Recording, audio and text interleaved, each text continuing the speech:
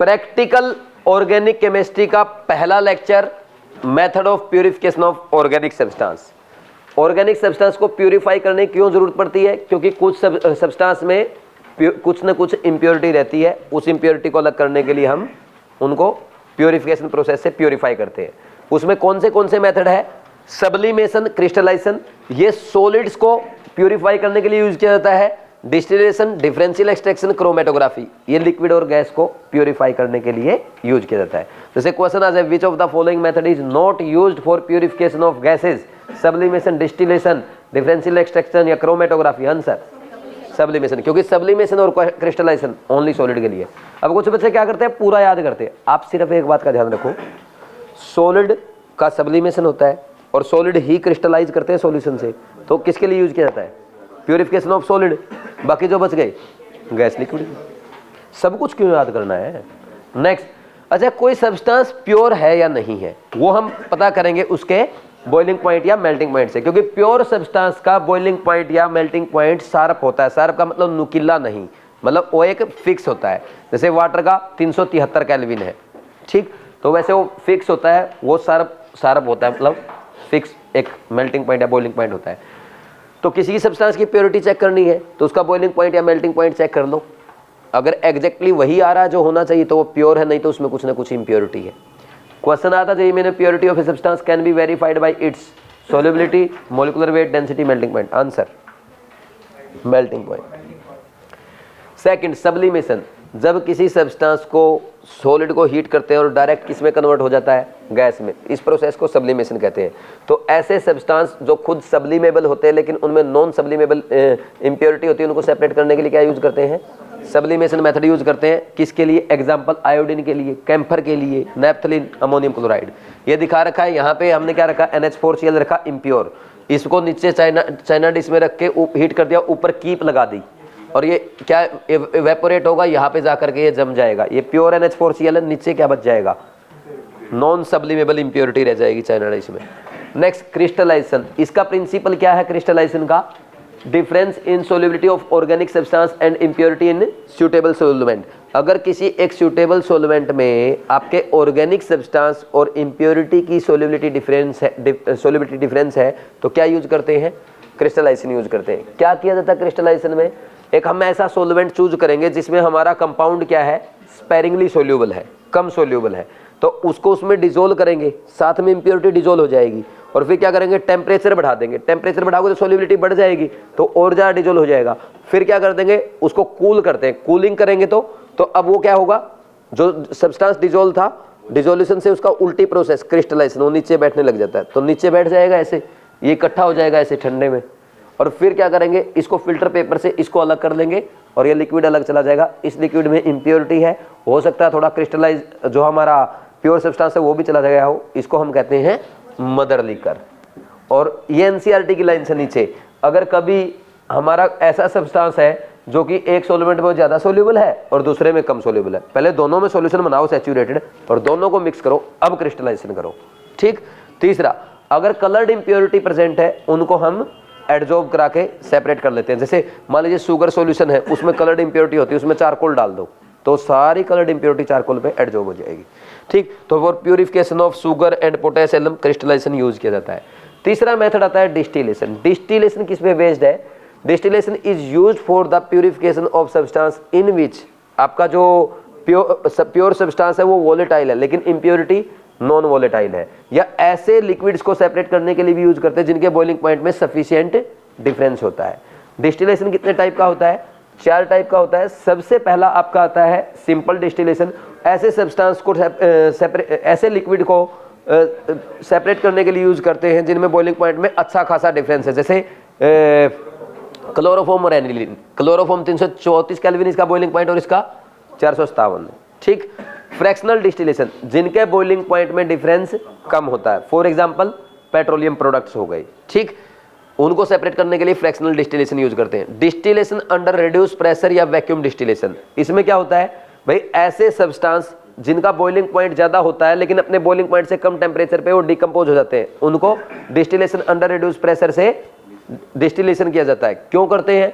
क्योंकि अगर आप प्रेशर को रिड्यूस कर देंगे तो प्रेशर को रिड्यूस करने से बॉइलिंग पॉइंट कम हो जाएगा, वो जल्दी बॉईल हो जाएगा, फिर उसके वेपर्स बन जाएंगे, उन वेपर्स को अलग छांट लेंगे, यहाँ इम्प्योरिटी रह जाएगी। ठीक। नेक्स्ट, स्टीम डिस्टिलेशन किसके लिए यूज किया जाता है? ऐसे सब्सटेंस को प्यूरिफाई करने के लिए यूज करते हैं जो खुद तो स्टीम वोलेटाइल है लेकिन वाटर में इमिसिबल होते हैं। जैसे एनिलीन को वाटर एनिलीन मिक्सर से अलग करना और ऑर्थोपैरानाइट्रोफिनॉल को सेपरेट करना। बोलो कोई डाउट है क्या? अब ये डायग्राम देख के इनके समझ जाओगे। Next, differential extraction. It is based on the fact that solubility of organic substance is different in two solvents. ठीक।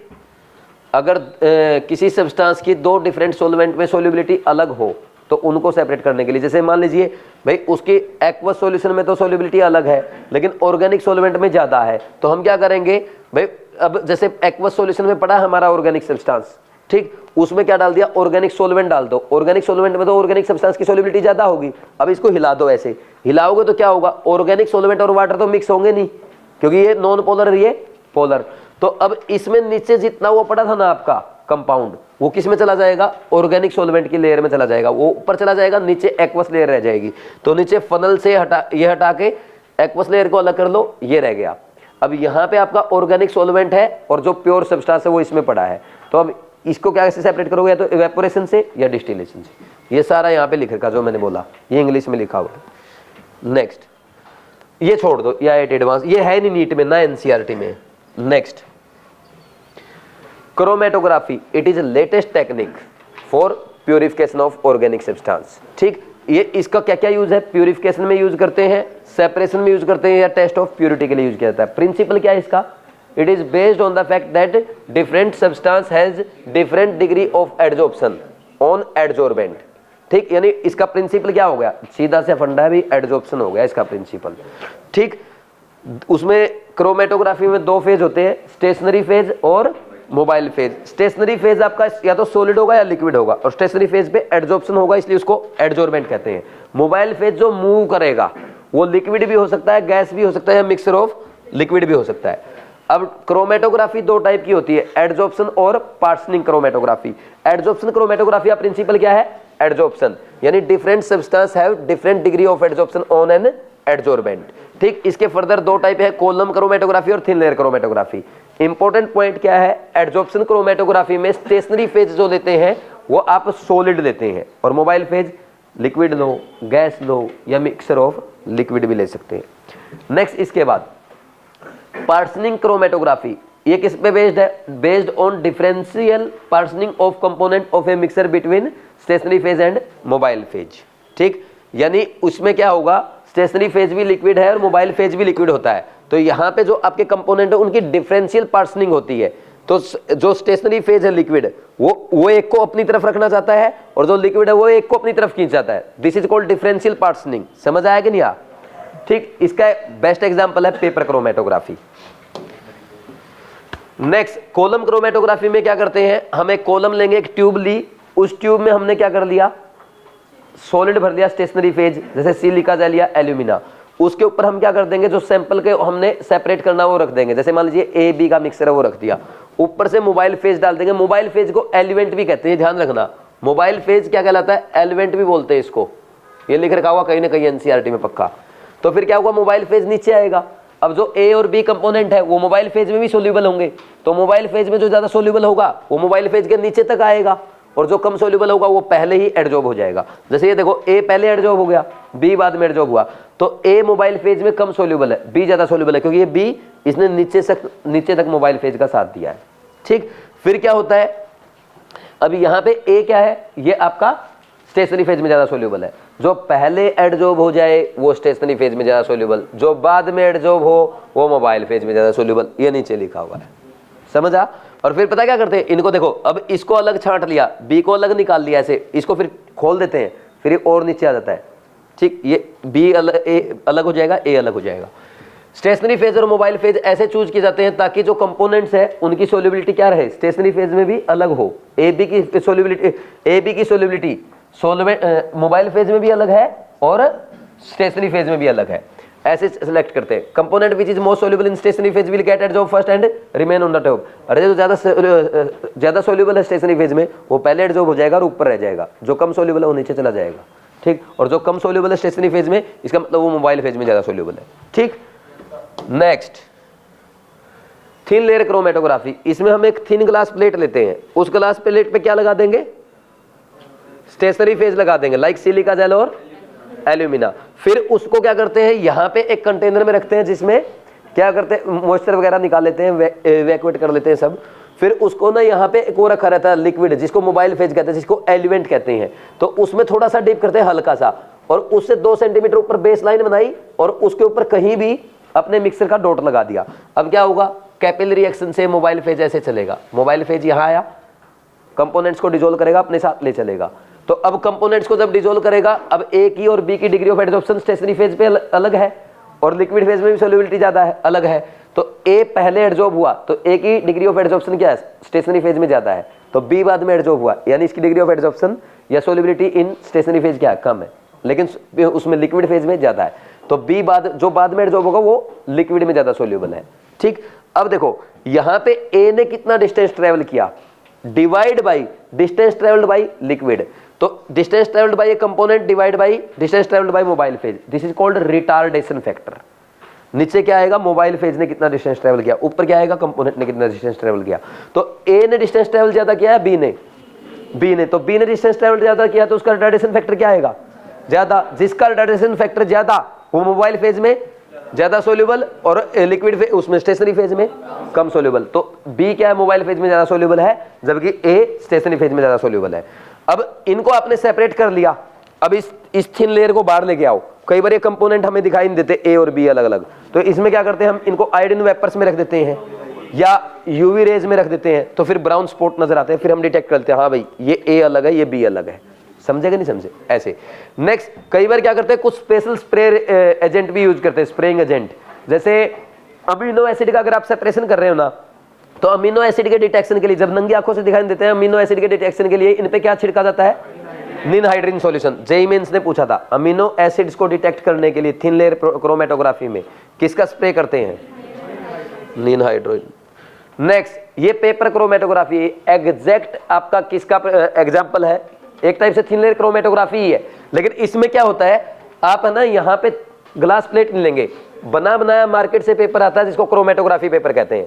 तो उस क्रोमेटोग्राफी पेपर को यहाँ मोबाइल फेज में डिप करो, 2 सेंटीमीटर में बेस लाइन लगाओ, फिर डॉट लगाओ मिक्सर का, इंक वगैरह है या डाई जो भी आपकी, फिर ये लिक्विड फेज ऐसे चलेगा ऊपर। तो लिक्विड फेज ऊपर चलेगा तो ये दोनों कंपोनेंट अलग हो जाएंगे, और जब दोनों कंपोनेंट अलग हो जाएंगे, इसका रिटार्डेशन फैक्टर अलग, इसका अलग। जिसका रिटार्डेशन फैक्टर ज्यादा वो मोबाइल फेज में ज्यादा सोल्यूबल, स्टेशनरी फेज में कम सोल्यूबल।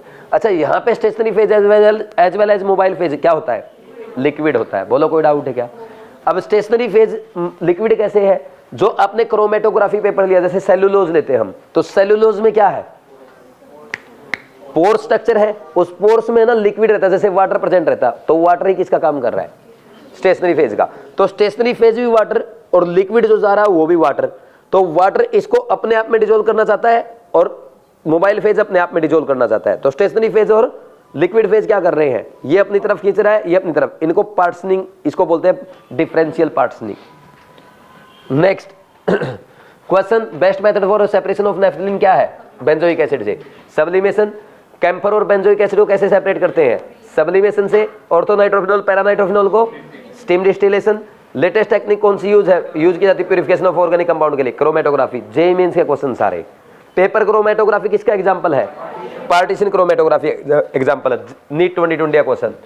एडजॉर्प्शन प्रिंसिपल किसमें यूज किया जाता है, डिस्टिलेशन, डिफरेंशियल एक्सट्रैक्शन या क्रोमेटोग्राफी या vacuum distillation, chromatography. JEE Main 2024। Chromatographic technique में कौन सा प्रेफरेंशियल एडजॉर्प्शन यूज करता है, अरे मतलब एडजॉर्प्शन को प्रीफर कौन करता है, एडजॉर्प्शन क्रोमेटोग्राफी कितने टाइप की होती है, 2, कॉलम एंड टीएलसी। तो आ तो गया ए एंड बी। लेकिन पेपर क्रोमेटोग्राफी क्या है, इसमें डिफरेंशियल पार्टिशनिंग होती है। Qualitative analysis of organic substance क्या करते हैं, इसमें हम एलिमेंट्स डिटेक्ट करते हैं हमारे ऑर्गेनिक सब्सटेंस में कौन से प्रेजेंट है। लेकिन उससे भी पहले हम ये पता करेंगे हमारा सब्सटेंस ऑर्गेनिक है कि नहीं है। यानी ऑर्गेनिक सब्सटेंस का मतलब होता है जिसमें कार्बन और हाइड्रोजन एटम प्रेजेंट हो या कार्बन हाइड्रोजन कंपाउंड के डेरिवेटिव प्रेजेंट हो, उसको क्या कहते हैं? Organic substance. तो सबसे पहली कंडीशन कार्बन हाइड्रोजन होना चाहिए। तो क्या करते हैं, ऑर्गेनिक सब्सटेंस को क्यूप्रिक ऑक्साइड के साथ हीट कर दो और फिर उसके हीट करने के बाद डायरेक्ट आप उसको कैल्शियम हाइड्रोक्साइड या कॉपर सल्फेट सॉल्यूशन से ट्रीट करो। अगर व्हाइट टर्बिडिटी आ जाए तो इसका मतलब क्या है, उसमें कार्बन प्रेजेंट है, और अगर ब्लू सॉल्यूशन दे दे तो हाइड्रोजन प्रेजेंट है। ऐसा क्यों हुआ? क्योंकि कार्बन ऑक्सीडाइज हो जाता है क्यूप्रिक ऑक्साइड के साथ CO2 में और हाइड्रोजन वाटर में, और CO2 कैल्शियम हाइड्रोक्साइड के साथ कैल्शियम कार्बोनेट की व्हाइट टर्बिडिटी देता है और वाटर के साथ कॉपर सल्फेट ब्लू विट्रोल बना लेगा। समझे या नहीं? Next, detection of nitrogen, sulphur, phosphorus and halogen. इनके लिए कौन सा टेस्ट लगाते हैं? Lassaigne test. इसमें क्या करते हैं, सबसे पहला काम, कोई भी ऑर्गेनिक सब्सटेंस है वो कोवलेंट कंपाउंड होता है। कोवलेंट कंपाउंड के टेस्ट लैब में नहीं लगाते, हम क्या करते हैं, आयनिक कंपाउंड के टेस्ट लगाते हैं। जैसे साइनाइड आयन का टेस्ट है, सल्फाइड आयन का है, फॉस्फेट आयन का है, कैल्शियम 2+ आयन का है, सोडियम आयन का है, मैग्नीशियम आयन का है, बेरियम 2+ का है, या Cl- का है, Br- का, I- का, कार्बोनेट का, एसिडेट का। तो कैटायन और एनायन के टेस्ट लगाए जाते हैं। अब कोवलेंट कंपाउंड तो कैटायन एनायन देगा नहीं, तो ऑर्गेनिक सब्सटेंस को पहले किस में ले जाएंगे? आयनिक कंपाउंड में, या उसमें जो एलिमेंट प्रेजेंट है उसको आयनिक फॉर्म में ले जाते हैं। कैसे? हम ऑर्गेनिक सब्सटेंस को सोडियम के साथ बॉयल करेंगे इन प्रेजेंस ऑफ डिस्टिल्ड वाटर, क्या बनेगा? सोडियम फ्यूजन एक्सट्रैक्ट बन जाता है। इसका क्या फायदा? अगर उसमें नाइट्रोजन प्रेजेंट होगा तो सोडियम के साथ रिएक्शन करके क्या बना लेगा? NaCN। अब NaCN क्या है? आयनिक कंपाउंड है, साइनाइड आयन देगा, तो इसके ऊपर साइनाइड आयन का टेस्ट लगा लो। साइनाइड आयन का टेस्ट पॉजिटिव आ गया, इसका मतलब उसमें नाइट्रोजन प्रेजेंट है। और अगर सल्फर होगा तो क्या बनाएगा? Na2S बनाएगा, Na2S बन जाएगा। और अगर नाइट्रोजन और सल्फर दोनों प्रेजेंट होगा तो सोडियम थायोसाइनेट बन जाएगा, थायोसाइनेट आयन का टेस्ट लगा लो। और अगर उसमें हैलोजन प्रेजेंट होगा तो सोडियम हैलाइड बन जाएगा। ठीक, नेक्स्ट, टेस्ट ऑफ नाइट्रोजन। सबसे, अब हम क्या करते हैं, 1 by 1 सबके टेस्ट लगा के देखेंगे, फिर पता चलेगा।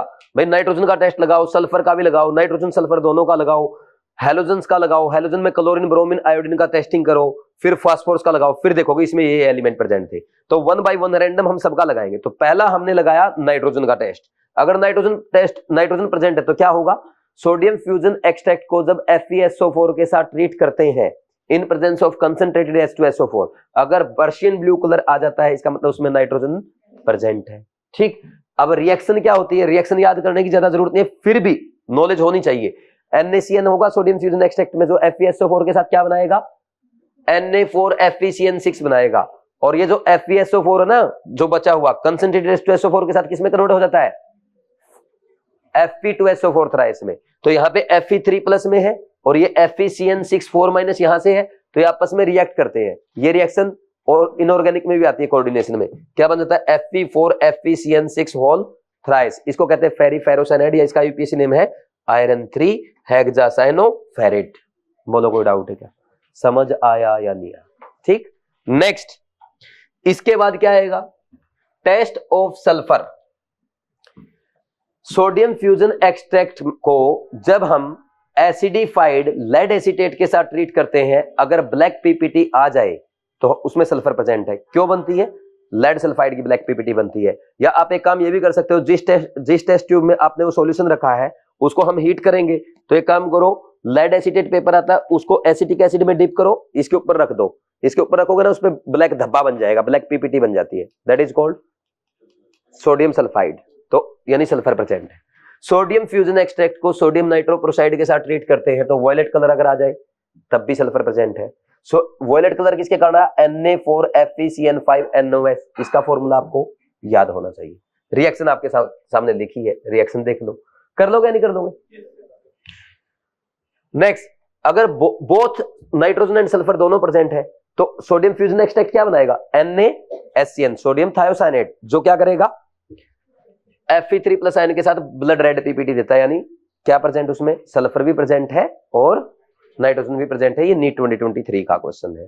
फिर इसके बाद अगर सोडियम फ्यूजन को आप एक्सेस ऑफ सोडियम की प्रेजेंस में बनाते हैं तो क्या हो जाएगा? जो सोडियम थायोसाइनेट बनता है वो फर्दर टूट जाता है किसमें? NaCN में और Na2S में। तो इसका इंडिविजुअल टेस्ट लगाओ और इसका इंडिविजुअल लगाओ, नाइट्रोजन और सल्फर का फिर इंडिविजुअल टेस्ट लगाना पड़ता है। Test of halogen. Sodium fusion extract को जब हम HNO3 की प्रेजेंस में AgNO3 के साथ ट्रीट करते हैं तो एक पीपीटी बन जाती है। तो इस पीपीटी से पता चलेगा कि कौन सा हैलोजन प्रेजेंट है। ठीक भाई, ऑर्गेनिक सब्सटेंस में हमें क्या पता करना है कि कौन सा हैलोजन प्रेजेंट है। तो सबसे पहले तो ऑर्गेनिक सब्सटेंस को आपने सोडियम के साथ हीट करके सोडियम फ्यूजन एक्सट्रैक्ट बना लिया, फिर उसको HNO3 की प्रेजेंस में क्या किया, AgNO3 के साथ ट्रीट किया। तो जो भी हैलोजन यहां पे प्रेजेंट होगा वो NaX की फॉर्म में आ जाएगा और Ag+ के साथ क्या बना लेगा, AgX की पीपीटी बना लेगा। अब इस पीपीटी की ऑब्जर्वेशन करो, अगर ये व्हाइट पीपीटी बन रहा है जो कि NH4OH में सोल्यूबल है तो इसका मतलब ये AgCl है, यानी इसमें क्लोरीन एटम प्रेजेंट है। और अगर ये लाइट येलो पीपीटी बन रहा जो NH4OH में स्पेरिंगली सोल्यूबल है, इसका मतलब ये AgBr की पीपीटी यानी ब्रोमीन एटम प्रेजेंट है। और अगर डार्क येलो पीपीटी बन रहा जो कि NH4OH में इनसोल्यूबल है, इसका मतलब ये AgI का पीपीटी है यानी आयोडीन प्रेजेंट है। और यहां पे हमने HNO3 क्यों ऐड किया, क्योंकि भाई जरूरी नहीं है कि ओनली हैलोजन प्रेजेंट हो सकता है इसके अलावा नाइट्रोजन और सल्फर भी प्रेजेंट हो। तो सोडियम फ्यूजन एक्सट्रैक्ट में NaX के साथ साथ क्या क्या बनेगा, NaCN भी बनेगा और Na2S भी बनेगा। और वो क्या करेंगे, Ag+ के साथ AgCN और Ag2S बना लेंगे, यानी AgX का पीपीटी नहीं बनने देंगे। तो वो हमें हटाने पड़ेंगे। तो हम क्या करते हैं, HNO3 डाल देते हैं। HNO3 क्या करता है, NaCN के साथ और Na2S के साथ HCN और H2S बना लेता, जो कि वोलेटाइल सब्सटेंस है, वो एस्केप कर जाएंगे, उड़ जाएंगे, जिससे फिर हम आराम से हैलाइड आयन का टेस्ट लगाएंगे। बोलो कोई डाउट नहीं, ये जेईई मेंस में पूछा गया था। इसके बाद test of phosphorus, sodium fusion extract को Na2O2 के साथ इसमें Na2O2 मिक्स करके HNO3 के साथ बॉयल करते हैं और अमोनियम मोलिब्डेट के साथ ट्रीट करते हैं। अगर येलो पीपीटी आ जाती है तो इसका मतलब इसमें फास्फोरस प्रेजेंट है। क्यों आती है येलो पीपीटी, देखो सबसे पहले क्या होगा, इसमें जो फास्फोरस प्रेजेंट है वो Na2O2 के साथ ऑक्सीडाइज हो जाएगा सोडियम फॉस्फेट में, फिर सोडियम फॉस्फेट HNO3 के साथ क्या बनाता है, H3PO4 बनाएगा। तो H3PO4 यहाँ पे अमोनियम मोलिब्डेट के साथ HNO3 की प्रेजेंस में क्या बनाता है, अमोनियम फोस्फोमोलिब्डेट, जो कि येलो पीपीटी है। तो इसको कई बार एग्जामिनर ऐसे भी लिख देता है, NH4 थ्राइस P12 मोलिब्डेनम और 40 ऑक्सीजन एटम, कई बार ऐसे भी लिख देता है, ये भी ध्यान रखना। कर लेंगे नहीं कर लेंगे, इसका फॉर्मूला डायरेक्ट एग्जाम में पूछा जाता है, हो जाएगा। अब क्वेश्चन से एक बार 2 मिनट में क्वेश्चन और कर दो। पहला क्वेश्चन देखो क्या था, वॉयलेट कलर कंपाउंड बनेगा due to in detection of sulphur, क्या होता है, Na4FeCN5NOS, कर लोगे। आयरन यहाँ पे +2 ऑक्सीडेशन स्टेट में होता है। सेकंड, पर्शियन ब्लू कलर आएगा लेसाइन टेस्ट में, लेसाइन टेस्ट लगाते जब नाइट्रोजन के लिए, ड्यू टू फेरिफेरोसाइनाइड। फॉर्मूला क्या होता है, Fe4 bracket FeCN6 whole thrice, और इसका नेम होता है आयरन 3 हेक्सासाइनाइडो फेरेट ब्रैकेट में 2। ठीक, जेईई मेंस के क्वेश्चन है दोनों। ये वाला इन लेसाइन टेस्ट क्या बोल रहा है, ऑर्गेनिक कंपाउंड को फ्यूज कर दिया सोडियम के साथ, followed by extraction with the distilled water, which of the following is not possible product of this reaction. उसमें NaCN बनता है, Na2S बनता है, NaX बनता है, Na3PO4 बनता है, लेकिन सोडियम आइसोसाइनाइड नहीं बनता। फोर्थ आंसर आ गया। Lassaigne test for detection of nitrogen fails in, देखो सभी में नाइट्रोजन प्रेजेंट है, लेकिन सेकंड ये टेस्ट नहीं देगा। क्यों नहीं देगा, क्योंकि सेकंड में जो कंपाउंड है वो इनऑर्गेनिक कंपाउंड है और लेसाइन टेस्ट ऑर्गेनिक कंपाउंड के लिए लगाया जाता है। ठीक, नेक्स्ट लाओ, which of the following will give red colour on Lassaigne test. Red colour कौन देता है, Fe3+ के साथ थायोसाइनेट आयन, यानी सल्फर और नाइट्रोजन प्रेजेंट होना चाहिए, किसमें प्रेजेंट है, सेकंड में। Lassaigne test is used to detect nitrogen sulphur, sulphur chlorine, मतलब सारे ऑल ऑफ दिस आ जाएगा। Correct pair of compound which give blue colour या पीपीटी, ब्लू कलर यानी नाइट्रोजन प्रेजेंट है, white PPT AgCl chlorine present है respectively, मतलब पहले में नाइट्रोजन होना चाहिए, दूसरे में chlorine. When Lassaigne test is done for separately for, पहले में तो देखो नाइट्रोजन प्रेजेंट है, इसमें क्लोरीन प्रेजेंट है, लेकिन ये इनऑर्गेनिक, इसकी तो बात ही नहीं करेंगे, कट गया। इसमें नाइट्रोजन सल्फर दोनों प्रेजेंट है, ये रेड पीपीटी बनाएगा, ये भी कैंसिल। इसमें नाइट्रोजन प्रेजेंट है, ये ब्लू पीपीटी बना देगा, ब्लू सॉल्यूशन देगा, लेकिन ये भी ब्लू देगा, व्हाइट नहीं देगा। अब ये देखो, इसमें नाइट्रोजन प्रेजेंट है, ये ब्लू कलर देगा, और इसमें क्लोरीन प्रेजेंट है, ये व्हाइट पीपीटी देगा। हो गया ना आपका काम। नेक्स्ट, एक कंपाउंड है ऑर्गेनिक कंपाउंड, उसको Na2O2 के साथ ऑक्सीडाइज कर दिया, followed by boiling with HNO3, the resultant solution is treated with ammonium molybdate to yield a yellow PPT. इसमें कौन सा एलिमेंट प्रेजेंट है, अमोनियम मोलिब्डेट के साथ अमोनियम फोस्फोमोलिब्डेट बनेगा, क्या प्रेजेंट है, फास्फोरस प्रेजेंट है। एक ऑर्गेनिक कंपाउंड था जिसमें carbon, hydrogen, nitrogen, sulphur, chlorine सब प्रेजेंट है। तो क्लोरीन के डिटेक्शन के लिए सोडियम एक्सट्रैक्ट को हम क्या करते हैं, फर्स्ट हीट करेंगे, few drops of concentrated HNO3 and then AgNO3 is added to get white PPT of AgCl। ये सही है। यहाँ पे HNO3 का क्या काम है, क्या काम है? To prevent formation of AgNO3? No. To create common ion effect? No. To convert cyanide and sulphide ion to volatile HCl and H2S else they interfere with the test forming AgCl and Ag2S। Answer is third. कर लेंगे नहीं कर लेंगे? NEET 2024 का question कराऊं, करना है क्या? चलो देना भाई, वो कहां था क्वेश्चन? दे मेरे दोस्त, एक क्वेश्चन करा देते हैं नीट 2024 का, तुम बताओगे? ठीक, अब तो ये तो तुम्हारे सामने आंसर थे, मैं क्वेश्चन पूरा नहीं लिखूंगा, उससे पहले आंसर आएगा, खुद देखना। The compound that gives blood red colour है, blood red colour in Lassaigne test is, पूरा तो सुन लो।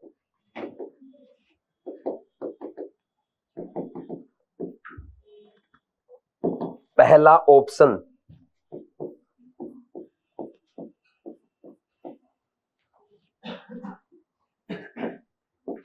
ये वाला है, दूसरा ऑप्शन एक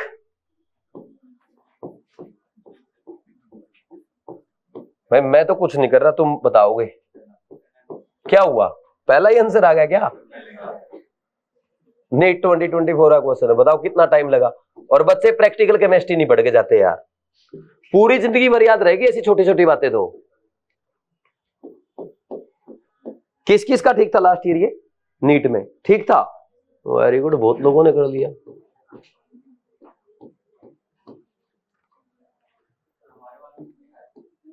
हैं? ये उसमें तो ना, री नीट वाले में री एग्जाम जो हुआ था उसमें था क्या? Quantitative analysis of organic compound. इसमें सबसे पहले हम एस्टिमेट करते हैं क्या?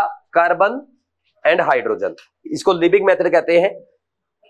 ऑर्गेनिक सब्सटेंस को एक प्लेटिनम की कटोरी में रखा जाता है, उसको हीट किया जाता है, यहाँ पे क्यूप्रिक ऑक्साइड प्रेजेंट रहता है जो सारा किसमें कन्वर्ट कर देगा? CO2 गैस और वाटर वेपर्स एब्जॉर्ब कराए जाते हैं एनहाइड्रस CaCl2 में, और यहाँ पे KOH का सॉल्यूशन रहता है, ये CO2 को एब्जॉर्ब कर देगा। तो अब हम क्या करते हैं, ये मेजर्ड वैल्यू रखते हैं, मेजर्ड मास रखते हैं CaCl2 का और KOH का। अब जैसे मान लीजिए 5 ग्राम रखा तो CaCl2 का हो गया 6 ग्राम, और 10 ग्राम आपने KOH लिया था, ये 12 ग्राम हो गया। इसका मतलब 2 ग्राम CO2 रिलीज हुई और 1 ग्राम पानी, या यूं ऐसे मान लो M1 ग्राम CO2 रिलीज हुई और M2 ग्राम पानी। तो हम क्या जानते हैं भाई, अगर 44 ग्राम CO2 मिलती तो उसमें 12 ग्राम कार्बन रहता, 1 ग्राम CO2 में 12/44, तो हमें मिली है M1 ग्राम CO2, तो कितना होगा? 12/44 into M1 gram carbon in organic substance. Organic substance में कार्बन का मास आ गया, mass of carbon divide by mass of organic compound गुना में 100 कर दो परसेंटेज ऑफ कार्बन, तो कितना हो गया? 12/44 into M1 upon M is mass of organic substance गुना में 100 हो जाएगा। पक्का? आसान था। सिमिलरली वाटर वाला करना है। वाटर मान लीजिए आपको M2 ग्राम मिला है, 18 ग्राम वाटर मिलता है तो आप बोलते हैं 2 ग्राम हाइड्रोजन है। 1 ग्राम अगर वाटर मिलता है आप बोलते हैं 2/18 ग्राम हाइड्रोजन है, और M2 ग्राम मिलता है तो 2/18 इंटू M2 ग्राम हाइड्रोजन आपके कार्बन ऑर्गेनिक सब्सटेंस में प्रेजेंट थी। तो हाइड्रोजन का मास आ गया divide by mass of organic substance गुना में 100, तो परसेंटेज ऑफ हाइड्रोजन 2/18 गुना M2/M गुना 100 कर दोगे। एक टफ क्वेश्चन एनसीईआरटी का, 0.246 ग्राम ऑफ ऑर्गेनिक कंपाउंड का कंप्लीट कंबशन किया है, जिसने 0.198 ग्राम CO2 दिए, 0.1014 ग्राम H2O दिया है। Percentage of carbon and hydrogen बताओ। आपको पता है ये ऑर्गेनिक सब्सटेंस का मास, ये CO2 का मास मिला, ये वाटर का मिला। 44 ग्राम CO2 होती, 12 ग्राम कार्बन था, इसका मतलब अगर 1 ग्राम CO2 मिलती 12/44 ग्राम था, मिली कितनी? 0.198 ग्राम CO2, इसका मतलब 12/44 इंटू 0.198 ग्राम कार्बन है। इस मास को 0.246 ऑर्गेनिक मास से डिवाइड किया गुना में 100, परसेंटेज आ जाएगी कार्बन। ये वाला 18 ग्राम वाटर है, इसमें 2 ग्राम हाइड्रोजन रहेगा, 1 ग्राम में 2/18 रहेगा, 0.1014 ग्राम में 2/18 इंटू 0.1014 ग्राम रहेगा। तो क्या कर दोगे, ये ऑर्गेनिक ये हाइड्रोजन का मास है डिवाइड बाई ऑर्गेनिक सब्सटेंस का मास गुना में 100, परसेंटेज आ जाएगा। कर देंगे। नेक्स्ट, एस्टिमेशन ऑफ नाइट्रोजन, दो मेथड है, डूमास मेथड, जेल्डाल मेथड। पहला हम पढ़ते हैं डूमास मेथड। इसमें हम क्या करते हैं, यहां पे एक फर्नेंस होती है, इसमें ऑर्गेनिक सब्सटेंस को हीट करेंगे इन प्रेजेंस ऑफ क्यूप्रिक ऑक्साइड। तो ये सारा ऑर्गेनिक सब्सटेंस का जो कार्बन, हाइड्रोजन और नाइट्रोजन ऑक्सीडाइज हो जाएगा। कार्बन जाएगा CO2 में, हाइड्रोजन जाएगा वाटर में, और जितना भी नाइट्रोजन है, नाइट्रोजन जल्दी कार्बन और हाइड्रोजन से क्या है, ज्यादा इलेक्ट्रोनेगेटिव है, तो किस में जाएगा, वो जाएगा N2 में। और बाई चांस थोड़ा बहुत नाइट्रोजन अगर N2O या NO ऑक्साइड में कन्वर्ट हो जाता है, तो यहाँ पे हमने रिड्यूस कॉपर गोज लगा रखा है जो ऑक्सीडाइज नाइट्रोजन को N2 में रिड्यूस कर देगा। यानी यहाँ पे ओवरऑल क्या आएगा, वाटर वेपर्स आएंगे, CO2 आएगा और N2 गैस आएगी। यहाँ पे रखा हमने KOH का सॉल्यूशन। KOH क्या करेगा, सारी CO2 को न्यूट्रलाइज कर देगा, खत्म कर देगा, एब्जॉर्ब कर देगा। तो बचा क्या, वाटर वेपर्स और N2। तो यहाँ पे हमने नाइट्रोमीटर लगा रखा जो V1 वॉल्यूम मेजर कर देगा N2 की, मान लीजिए V1 आया, टेम्परेचर T1 है, ठीक। और यहाँ पे सारा N2 और वाटर ऊपर चला गया, तो यहाँ पे इकट्ठा हो जाएगा वाटर वेपर्स और नाइट्रोजन। तो उन वेपर्स का और नाइट्रोजन का टोटल प्रेशर हो गया मान लीजिए P प्रेशर हो गया, और वाटर वेपर्स के प्रेशर को कहते हैं एक्वस टेंशन। तो total pressure P will be equal to P1 is pressure of nitrogen plus aqueous tension. तो यहां से P1 नाइट्रोजन का प्रेशर क्या हो जाएगा, टोटल प्रेशर जो आया है माइनस एक्वस टेंशन। ये हम बैरोमीटर से मेजर करते हैं टोटल प्रेशर। एक्वस टेंशन की टेंशन नहीं लेनी, आपको एग्जाम में दी मिलेगी, ठीक। आपके पास प्रेशर ऑफ नाइट्रोजन आ गया, वॉल्यूम ऑफ नाइट्रोजन है, टेम्परेचर ऑफ नाइट्रोजन है ना, क्या है P1 V1 T1 आपके पास। तो P इक्वल टू nRT से number of moles of nitrogen नहीं आ जाएंगे, number of moles of nitrogen से मास ऑफ नाइट्रोजन आ जाएगा, और mass of nitrogen divide by organic substance का मास गुणा में 100% ऑफ नाइट्रोजन। बस इतना ही करना है। बाकी नेक्स्ट जो इसने करा रखा है, ये बता रखा है इसमें हम क्या करें, बोला let's volume of N2 obtained at STP कितना है V2, और STP पे प्रेशर कितना होता है 760 mm ऑफ Hg यानी 1 बार, और T2 कितना होता है 273। वो बोल रहा है यहाँ पे PV इक्वल टू nRT से PV कांस्टेंट हो जाएगा, क्योंकि नंबर ऑफ मोल्स तो कांस्टेंट रहेंगे, चाहे आप उसको फर्स्ट कंडीशन में रखें या STP पे लगे जाए या किसी अदर पे। तो P1 V1 upon T1 equal to P2 V2 upon T2 हो जाएगा। ये सेकंड कंडीशन आपने STP की ली है, तो यहाँ पे V2 कैलकुलेट कर लिया इसने, ये सारी वैल्यूज रख के, क्या STP पे वॉल्यूम कैलकुलेट किया, फिर डिवाइड बाई ml में आएगी वॉल्यूम, 22,400 से डिवाइड किया, और फिर यहाँ पे मास या क्या आएगा number of moles of N2, उसको 28 से गुणा करके मास ऑफ N2 आया। फिर उसको क्या किया, इस मास को ऑर्गेनिक सब्सटेंस का मास से डिवाइड करके 100 से गुणा, फिर परसेंटेज नाइट्रोजन। क्यों करना है भाई इतना, जब PV इक्वल टू nRT से सीधा मोल्स आ जाएंगे नाइट्रोजन के, क्यों STP पे लेके जाना है, ये NCERT ने फालतू का बकवास कर रखा है, ठीक। नेक्स्ट ये क्वेश्चन ड्यूमास मेथड का for estimation of nitrogen of organic compound. 50 ml nitrogen collected at 300 kelvin 715 mm pressure है, और कैलकुलेट परसेंटेज ऑफ नाइट्रोजन और एक्वस टेंशन 15 mm दे दिया। तो 715 total pressure minus 15, aqueous tension minus कर दिया, 700 mm आ गया, ठीक। उसको प्रेशर 700 mm को क्या करोगे ATM में गुणा में वॉल्यूम 50/1000 लीटर में वॉल्यूम, नंबर ऑफ मोल्स गुणा में R 0.08 गुणा में 300, number of moles of nitrogen आ गया, मास ऑफ नाइट्रोजन आ जाएगा, डिवाइड बाय टोटल मास कितना 0.3 ऑर्गेनिक सब्सटेंस का मास गुणा में 100 कर देना, आंसर आ जाएगा। समझ आया कि नहीं? ये जो पीछे फॉर्मूला आपने पढ़ा है ये लगा लो। इसमें कुछ छूट गया क्या, एक बच्चा बोल रहा है इससे आंसर नहीं आ रहा, करके देखो क्या,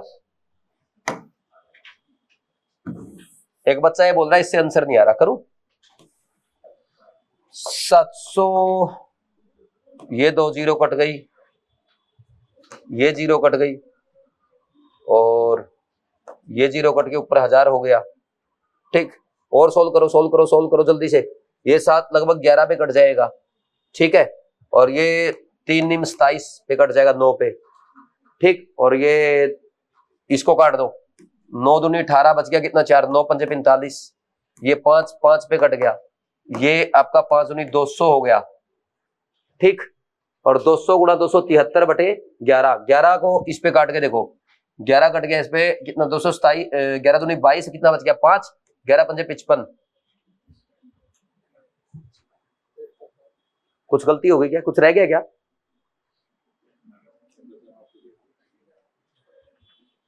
ये तो कुछ ज्यादा ही आ गया यार,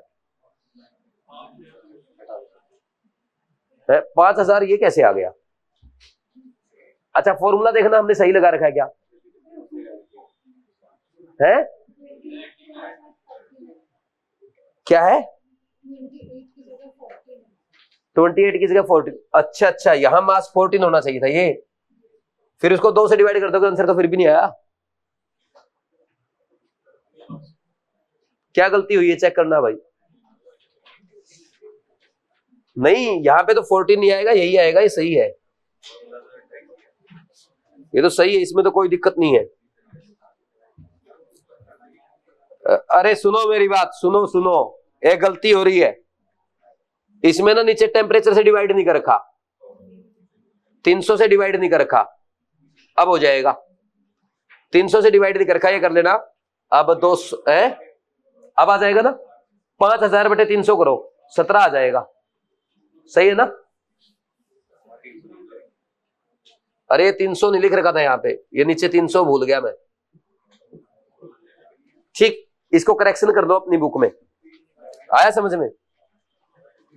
अरे टेम्परेचर दूसरा लिखा ही नहीं था ना।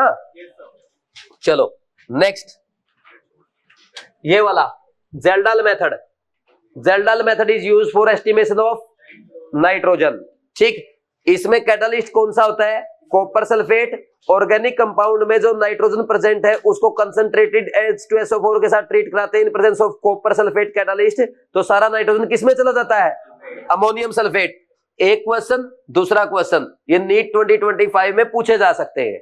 ठीक, फिर इसके बाद ये पूरा प्रोसेस मत पढ़ो आप, होता क्या है यहाँ पे ऑर्गेनिक सब्सटेंस को हम क्या करेंगे, कंसंट्रेटेड H2SO4 के साथ क्या बना लेंगे, इसमें नाइट्रोजन को अमोनियम सल्फेट, फिर उसको NaOH के साथ हीट करते हैं, यहाँ से अमोनिया जाएगा, अमोनिया यहाँ आएगा, सारा एक्सेस ऑफ H2SO4 के साथ ट्रीट करते हैं जिसका मोलरिटी हमें पता है और वॉल्यूम पता है, फिर सारा अमोनिया डिजोल्व हो गया, सारा अमोनिया न्यूट्रलाइज हो गया, फिर बचे हुए H2SO4 को हम किसके साथ ट्रीट करते हैं? NaOH के साथ।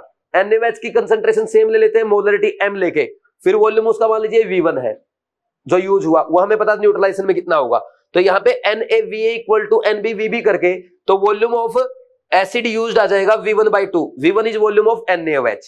ठीक, तो यहां से हमें पता चल गया टोटल वॉल्यूम इनिशियल V लिया था, तो बचा हुआ वॉल्यूम जो था H2SO4 का V1/2 किसमें यूज हो गया? NaOH V1/2 किसमें यूज हुआ? NaOH के द्वारा न्यूट्रलाइज किया गया, तो V total volume minus V1/2, this is the volume of H2SO4 used to neutralise ammonia, ये ml में आएगा।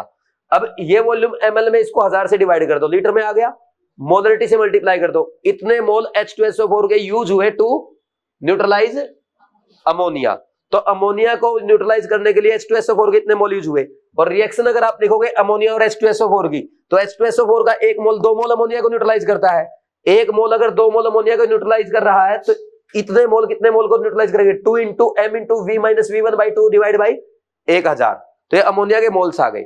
1 मोल अमोनिया में 14 ग्राम नाइट्रोजन है, तो इतने मोल अमोनिया में कितना हुआ? 14 इंटू ये टोटल मोल्स ऑफ अमोनिया, तो ये नाइट्रोजन का मास आ गया जो ऑर्गेनिक कंपाउंड में प्रेजेंट है, percentage of nitrogen, organic compound का total mass divide by mass of organic compound गुणा में 100, परसेंटेज आ जाएगी। यहाँ पे M क्या? Molarity of H2SO4, V is total volume of H2SO4 taken, V1 is क्या? Volume of NaOH used to neutralise excess H2SO4।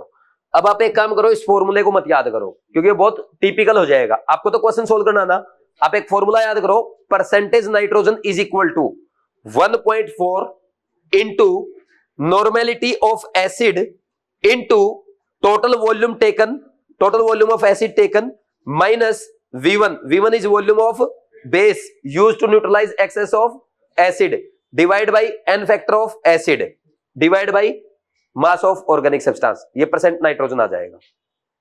अब चाहे आपको H2SO4 दे, चाहे HCl दे, चाहे HNO3 दे, कभी भी गलत नहीं होगा। और ये हो गया, ऐसे लिख दो 1.4 into normality of acid divide by M, और गुणा में ये क्या है? This is volume of acid used to neutralise ammonia. कर लोगे? नेक्स्ट, जेल्डल मेथड को आप नाइट्रो कंपाउंड, एजो कंपाउंड और नाइट्रोजन प्रेजेंट इन रिंग, ऐसे कंपाउंड में नाइट्रोजन के एस्टिमेशन के लिए यूज नहीं करते। क्यों नहीं करते? क्योंकि इन कंपाउंड का नाइट्रोजन जेल्डल मेथड में अमोनियम सल्फेट में कन्वर्ट नहीं हो पाता। यहां से सर्सन रीजन आएगा तो कर लोगे? कर लोगे नहीं कर लोगे? Very good. Kjeldahl method is used for the estimation of nitro compound के लिए यूज नहीं करते, pyridine के लिए यूज नहीं करते, एजो कंपाउंड के लिए यूज नहीं करते, क्योंकि इनका नाइट्रोजन अमोनियम सल्फेट में कन्वर्ट नहीं होता, तो एनिलीन के लिए यूज कर सकते हो। In general method copper sulphate act as catalyst, JEE में 2024 एक क्वेश्चन और जेई में इनका, इसमें जेल्डाल मेथड में नाइट्रोजन जो प्रेजेंट है वो क्वांटिटेटिवली किस में कन्वर्ट हो जाता है, अमोनियम सल्फेट में। नेक्स्ट ये question, during estimation of nitrogen present in organic compound in Kjeldahl method, ammonia evolved from 0.56 gram compound is neutralized by 10 ml 1 molar H2SO4, find out percentage of nitrogen। अब वही formula लगाओ, 1.4 into normality of acid कितना हो जाएगा, 1 molar है, H2SO4 की normality 1 into 2, तो कितना आ गया, 2 नॉर्मलिटी आ गई, 1.4 into 2 divide by mass of organic substance 0.56 है, वॉल्यूम ऑफ H2SO4 यूज्ड, उसने डायरेक्ट ये वॉल्यूम दे दिया, टोटल वॉल्यूम 10 ml, आंसर आ जाएगा। तो ये फॉर्मूला बढ़िया है ना, इससे करो, ठीक कर लोगे। ये मैंने जनरलाइज करके बता रखा है, ये भी बताऊं। Next 29.5 milligram of an organic compound containing nitrogen was digested in Geldahl method and evolved ammonia was absorbed in 20 ml of 0.1 molar HCl. The excess of acid required 15 ml 0.1 molar NH4 complete neutralization, then percentage of nitrogen in the compound is, भाई सीधा सा है, percentage of nitrogen वही formula 1.54 into normality, HCl की normality कितनी हो गई 0.1 into 1, तो 0.1 पुट कर दिया, डिवाइड बाय ऑर्गेनिक सब्सटेंस का मास 29.5 इंटू 10 की पावर -3 मिलीग्राम दे रखा है, गुना में ये 20 ml और वॉल्यूम ऑफ NaOH यूज कितनी है 15, 20 minus 15 divide by N factor किसका, एन फैक्टर ऑफ एसिड कितना है 1 HCl का, सोल्व कर दो आंसर आ जाएगा, कर लेंगे। Next estimation of halogen carious method से, कैसे ऑर्गेनिक कंपाउंड को फ्यूमिंग HNO3 के साथ ट्रीट करेंगे इन प्रेजेंस ऑफ फ्यूमिंग HNO3 के साथ हीट करके ट्रीट विद AgNO3, तो सारा हैलोजन AgX में चला जाएगा केरिस ट्यूब में, ठीक, उस AgX की पीपीटी बाहर निकाल लेंगे, सुखाएंगे, उसका वेट कर लिया, मान लीजिए M1 ग्राम आ गया, तो परसेंटेज ऑफ हैलोजन कितना होगा, mass of atomic mass of halogen divide by molar mass of AgX गुना में mass of PPT of AgX obtained divide by total mass of organic substance गुना में 100, कर लोगे। ये फॉर्मूला है, फॉर्मूला याद नहीं करना है, सीधा लिखो। अगर AgCl होता क्या लिखते, AgCl में या AgBr होता, जैसे AgBr का टोटल मास होता है 188, उसमें ब्रोमीन होता है 80 ग्राम, 188 ग्राम AgBr has 80 gram bromine, 1 gram has 80 by 188 गुना में mass of organic mass of AgBr obtained, तो टोटल मास ऑफ Br आ गया डिवाइड बाई M गुना 100, वही तो है atomic mass of halogen divide by molar mass of AgBr गुना में M1 ग्राम कितना AgX का मास divide by M organic substance का मास गुना में 100। AgF का कैलकुलेट नहीं करते इससे, क्योंकि AgF वाटर सोल्यूबल है। ये केरिस मेथड से ये एस्टिमेशन ऑफ यही आ गया AgBr 0.15 ग्राम ऑर्गेनिक सब्सटेंस था, 0.12 ग्राम AgBr मिला है, परसेंटेज ब्रोमीन बताओ, 188 ग्राम AgBr has 80 gram bromine, 1 gram has 80 by 188, 0.12 gram AgBr has 80 by 188 Guna 0.12 gram bromine, तो ये ब्रोमीन का मास आ गया डिवाइड बाई ऑर्गेनिक सब्सटेंस का मास कितना 0.15 गुना में 100, आंसर आ जाएगा, कर लेंगे। एनसीईआरटी का क्वेश्चन था। नेक्स्ट एस्टिमेशन ऑफ सल्फर, इसमें भी केरियस ट्यूब यूज करते हैं, केरियस मेथड है, ऑर्गेनिक कंपाउंड को फ्यूमिंग HNO3 के साथ ट्रीट करते हैं, सल्फर सारा H2SO4 में चला जाएगा, ये H2SO4 जो उसको BaCl2 के साथ ट्रीट करेंगे, बेरियम सल्फेट की व्हाइट पीपीटी बनेगी, सुखाएंगे, वेट करेंगे, मान लीजिए M1 ग्राम आ गया। अब आपको पता है BaSO4 का वेट कितना होता है 233 ग्राम, उसमें एक ही सल्फर है, तो 233 ग्राम बेरियम सल्फेट में कितना ग्राम सल्फर होगा 32 gram, 1 gram barium sulphate has 32 by 233 gram sulphur, M1 gram barium sulphate has 32 divide by 233 गुना M1 ग्राम सल्फर, तो ये मास ऑफ सल्फर आ गया इतना, ये आ गया divide by M organic substance का मास गुना में 100, परसेंटेज आ गया। ये क्वेश्चन है, सल्फर एस्टिमेशन में 0.157 ग्राम ऑर्गेनिक सब्सटेंस था, जिससे इतना सल्फर मिल गया, what is percentage of sulphur in compound.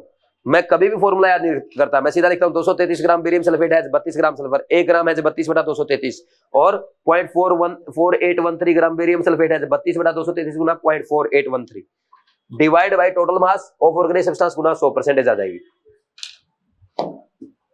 Next estimation of phosphorus, organic compound को क्या करते हैं, फ्यूमिंग HNO3 के साथ H3PO4 में कन्वर्ट करते हैं। अगर इसको अमोनियम मोलिब्डेट के साथ ट्रीट किया, क्या बनेगा, अमोनियम फोस्फोमोलिब्डेट बनता है।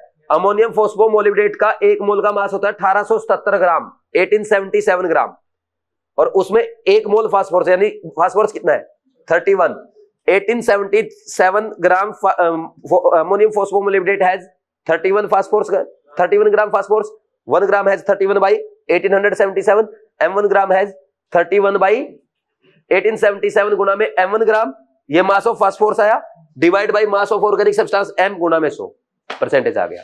या आप ऐसे भी कर सकते हो, H3PO4 जो बना है उसको मैग्नीशिया के साथ इग्नाइट करो तो Mgp2O7 बनता है। इसका मास कितना होता है इस पीपीटी का, 1 मोल का 222 ग्राम होता है। 1 मोल 222 ग्राम में कितना है 62 ग्राम है फास्फोरस, तो 62 ग्राम है, 222 में है 62 ग्राम, 1 ग्राम में होगा 62 बाई 222 ग्राम, m1 ग्राम अगर मिला है 62 बाई 222 गुना में m1 ग्राम, ये मास ऑफ सल्फर आ गया, divide by total mass of organic substance m गुना में 100, ये फॉर्मूला एनसीईआरटी में। नेक्स्ट, एस्टिमेशन ऑफ ऑक्सीजन, 100 में से बाकी सभी एलिमेंट का परसेंटेज माइनस कर दो, आ जाएगा। या क्या करते हैं, ऑर्गेनिक सब्सटेंस को जब स्टीम ऑफ N2 के थ्रू पास हीट करते हैं तो ऑक्सीजन बनेगा, अदर गैसेज बनेंगी। इन सारी गैसेज को रेड हॉट कोक से पास करते हैं तो ऑक्सीजन सारा CO में कन्वर्ट हो जाएगा। लेकिन CO का एस्टिमेशन हम डायरेक्ट नहीं करते, इनडायरेक्ट करते हैं। कैसे, CO को I2O5 के साथ किस में कन्वर्ट कर लेंगे, CO2 में। अब यहां से जो ये रिएक्शन बन रही है तो CO को कैंसिल करने के लिए पहली इक्वेशन को 5 से मल्टीप्लाई किया, दूसरी इक्वेशन को 2 से मल्टीप्लाई किया, तो क्या बचा, CO से CO कैंसिल हो जाएगा 10 से 10, तो 10 कार्बन, 5 दूनी 10, 5 O2 प्लस 2 से मल्टीप्लाई किया 2I2O5, ये 2I2 प्लस 10 CO2। तो यहां पे हमें पता चल रहा है 5 मोल O2 10 मोल CO2 प्रोड्यूस कर रहा है, तो 1 मोल O2 2 मोल CO2 प्रोड्यूस करेगा। 1 मोल CO2 यानी 32 ग्राम O2 will produce 88 gram CO2, और हमें CO2 का मास दिया जाता है तो हम बोलेंगे अगर 88 ग्राम CO2 मिला है इसका मतलब 32 ग्राम क्या था, ऑक्सीजन था। 1 ग्राम अगर CO2 मिला तो 32/88 ग्राम ऑक्सीजन था, और m1 ग्राम CO2 मिला तो 32 by 88 Guna m1 gram oxygen था। तो ऑक्सीजन का मास आ गया, divide by mass of organic substance गुना में 100, ऐसा आ जाएगा। याद करना 32 बाई 88 है, 44 मत कर देना गलती से भी। 32 by 88 Guna m1 upon m गुना 100 कर लोगे। आजकल ऐसे हम नहीं यूज करते, आजकल डायरेक्ट आ गए अपरेटस नए नए, जैसे CHN एनालाइजर है, इसमें क्या करते हैं 1, 2, 3 मिलीग्राम क्या डालते हैं, ऑर्गेनिक सब्सटेंस डालते हैं, बटन दबाते हैं, सीधा डिस्प्ले पे आता है इसमें कार्बन इतना %, हाइड्रोजन इतना %, नाइट्रोजन इतना %। लेकिन ये हमारे सिलेबस में नहीं है, हायर क्लासेस में आता है। ठीक, हाँ भाई, happy evening. Practical organic chemistry का आज लास्ट लेक्चर है, जो प्यूरिफिकेशन ऑफ ऑर्गेनिक कंपाउंड है, क्वालिटेटिव एनालिसिस, क्वांटिटेटिव एनालिसिस हमने लास्ट लेक्चर्स में कंप्लीट कर लिया। अब आपका एक वो बचा है टेस्ट ऑफ फंक्शनल ग्रुप, जो अलग से ऐड किया गया इस बार। हालांकि उसमें से मोस्ट ऑफ द क्वेश्चन हम कर चुके हैं, उनको पढ़ने की जरूरत नहीं। जैसे लुकास रीजेंट है, फेलिंग सॉल्यूशन टेस्ट है, या बेनेडिक्ट सॉल्यूशन टेस्ट है, टोलेंस रीजेंट टेस्ट है, ये मोस्टली आप कर चुके हो। एक आध नया टेस्ट आएगा, वो मैं आपको बता दूंगा, वो भी आपको याद हो जाएगा और हो सकता है उन्हीं में से क्वेश्चन आ जाए। ठीक, उसके अलावा एक ये छोटा सा टॉपिक है preparation of inorganic compound, potassium और मोर सोल्ट का प्रिपरेशन आपकी एनसीईआरटी इस बार प्रैक्टिकल में। ये मैं आपको प्रैक्टिकल इनऑर्गेनिक केमिस्ट्री में कराने के बजाय यही करा दिया, क्योंकि वहां पे only and only salt analysis करेंगे। ठीक, मतलब नेक्स्ट लेक्चर से। तो आज ये छोटा सा लेक्चर है, जल्दी ही खत्म हो जाएगा, तो ये करना है। ठीक, कल के लेक्चर में किसी का कोई डाउट है तो पूछ लो, नहीं करें फिर स्टार्ट। बट सबसे पहले टुडेज थॉट, क्या है आज का विचार। Ordinary people think successful are grateful, wise know grateful are successful. भाई जनरली इंसान क्या सोचता है, भाई जो सक्सेसफुल है वही ग्रेटिट्यूड प्रैक्टिस करता है, या सक्सेस से ग्रेटिट्यूड आता है। लेकिन ये बात सच नहीं है, ग्रेटिट्यूड से सक्सेस आती है। आप जितने ज्यादा ग्रेटफुल होंगे, आपके पास जो भी फैसिलिटीज है, जो भी रिसोर्स आपके पास अवेलेबल है, आप उनके लिए जितने ज्यादा ग्रेटफुल होंगे, जितना आप अच्छा सोचेंगे। सबसे पहले स्टार्ट करो, thank you God, I am the best, I am your best child, I am the best person on this planet, I am the best student, I am the best teacher, I am best child of my parents। इस type से अपने बारे में अच्छा अच्छा सोचो। आपकी शकल अच्छी नहीं फिर भी बोलो thank you God for this beautiful शकल। ठीक, आपके बाल अच्छे हैं, आपकी आंखें अच्छी है, आपका चश्मा अच्छा है, आपकी घड़ी अच्छी है, आपकी सेहत अच्छी है, हर चीज के लिए थैंक यू बोलते रहो गॉड को। फिर अपनी सराउंडिंग पे आ जाओ, हमारे मम्मी पापा बहुत अच्छे हैं, और टीचर की तो पूछो ही मत, ना जबरदस्त मिला है ऐसे, है ना। और हमारी क्लासरूम बहुत अच्छा है, मेरा बैग अच्छा है, मेरी ड्रेस अच्छी है, मेरी बुक्स अच्छी है, मेरे पास अच्छी अच्छी फैसिलिटीज है, सारा ग्रेटिट्यूड प्रैक्टिस करो। अच्छा खाना मिल रहा है आपको, अच्छी फैसिलिटी मिल रही है, तो जितना ज्यादा ग्रेटिट्यूड प्रैक्टिस करेंगे ना आप, उतने ज्यादा पॉजिटिव होते जाएंगे, और जितने ज्यादा आप पॉजिटिव रहेंगे ना उतने ज्यादा एनर्जेटिक और उतने ज्यादा फोकस्ड होंगे। फोकस जितना अच्छा होगा सक्सेस उतनी बड़ी होगी। तो देखो ग्रेटिट्यूड से शुरुआत हुई और सक्सेस तक गई, लेकिन आप उल्टा सोचते हो सक्सेस से ग्रेटिट्यूड, गलत बात है। तो ग्रेटिट्यूड प्रैक्टिस करो। ग्रेटिट्यूड कैसे प्रैक्टिस करना है उसके लिए एक बहुत ही अच्छी बुक है, the magic book. The magic book आप में से किस किसने पढ़ी है? पढ़ ली कंप्लीट, कंटिन्यूसली 28 डेज तक अच्छे से फॉलो किया। 28 डेज तक जिसने उस बुक को पढ़ा है और उस बुक में जो प्रैक्टिस दी है, 28 डेज तक जो लगातार विदाउट एनी ब्रेक वो प्रैक्टिस करेगा, मैं पेपर पे लिख के दे दूंगा, आपका सिलेक्शन 101% होगा।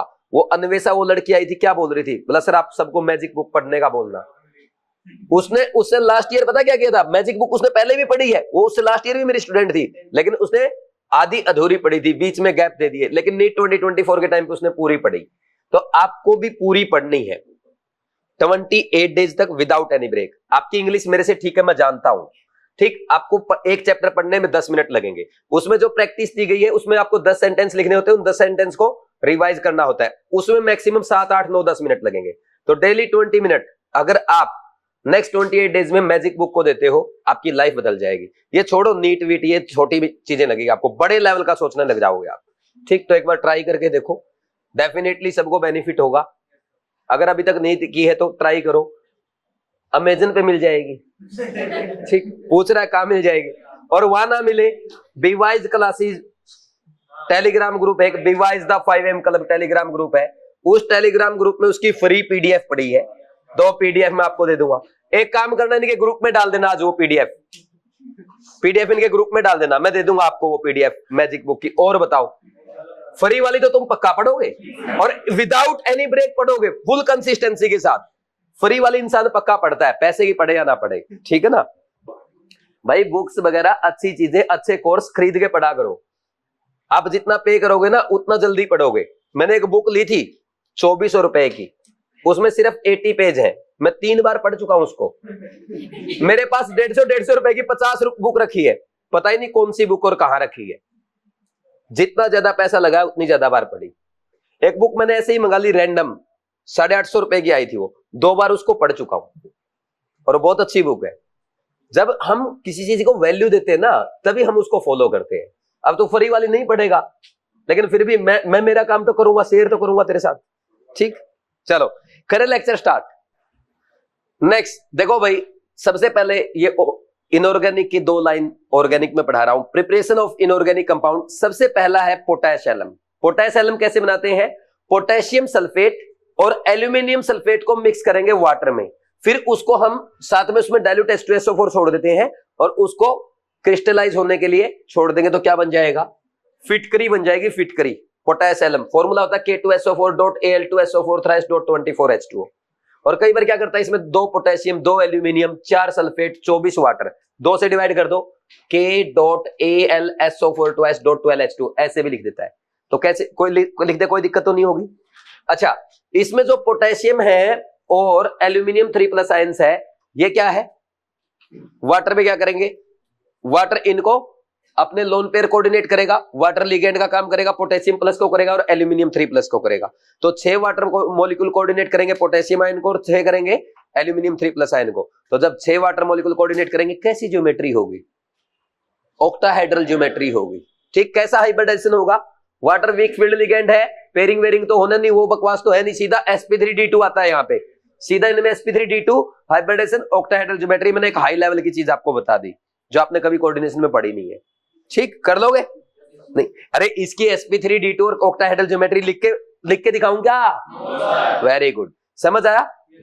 Next very very important, NCERT lab manual जो दिया गया है उसमें एक एक्सरसाइज में बहुत अच्छा क्वेश्चन लिखा है कि K2SO4 और Al2SO4 थ्राइस का हम इक्विमोलर रेशो लेते हैं। ऐसा क्यों, अलग अलग 1:2, 2:1 या अलग रेशो क्यों नहीं लेते, क्योंकि अगर अलग रेशो आपने लिया पोटेशियम सल्फेट ज्यादा लिया या एल्यूमिनियम सल्फेट ज्यादा ले लिया। मान लीजिए किसी बच्चे ने एल्यूमिनियम सल्फेट ज्यादा लिया, अगर ज्यादा होगा एल्यूमिनियम सल्फेट सॉल्यूशन में तो क्या होगा, क्रिस्टलाइजेशन स्टार्ट, उसका प्रेसिपिटेशन स्टार्ट हो जाएगा ना, और प्रेसिपिटेशन स्टार्ट हो जाएगा तो वो यहां पे पोटेशियम नहीं बनाएगा, क्योंकि एक बार प्रेसिपिटेशन स्टार्ट हो गया ना किसी का भी तो फिर नीचे ही जाता रहेगा। जैसे Al2SO4 थ्राइस नीचे जाके बैठा, फिर नीचे और सॉल्यूशन में जो आयन है एल्यूमिनियम 3+ आयन और सल्फेट आयन वो आके नीचे सॉल्यूशन में ऐसे बैठते रहेंगे, ऐसे बैठते रहेंगे, और वो प्रेसिपिटेशन में चला जाएगा, ना कि वो K2SO4 के साथ क्रिस्टलाइजेशन करेगा। समझ आएगा नहीं यार? तो हम प्रेसिपिटेशन को अवॉइड करने के लिए इक्विमोलर रेशियो लेते हैं, क्योंकि अगर कम ज्यादा हो गया ना तो एक का प्रेसिपिटेशन स्टार्ट हो जाएगा, एक बेचारा सॉल्यूशन में पड़ा रहेगा, तो फिर आपका क्रिस्टलाइजेशन अच्छे से नहीं हो पाएगा। इसलिए इक्विमोलर रेशियो में लिया जाता है। बहुत अच्छा क्वेश्चन है। और देखो एक एग्जामिनर क्वेश्चन यहां से पूछो, लेकिन एग्जामिनर ने पता क्या किया, गलत बात ये बता रखा है कि यहां से क्वेश्चन पूछो, उसने यहां से पूछा नीट 2024 में। क्या पूछा अभी बताऊंगा, लेकिन मैंने भी इस बार स्ट्रेटजी बनाई है, मैं यहां लिखूंगा कुछ और टेस्ट सीरीज में कुछ पूछूंगा। अगर तू मेरा ये देख के पूछ रहा है तो मैं चेंज कर दूंगा अपने आप को, नहीं समझे?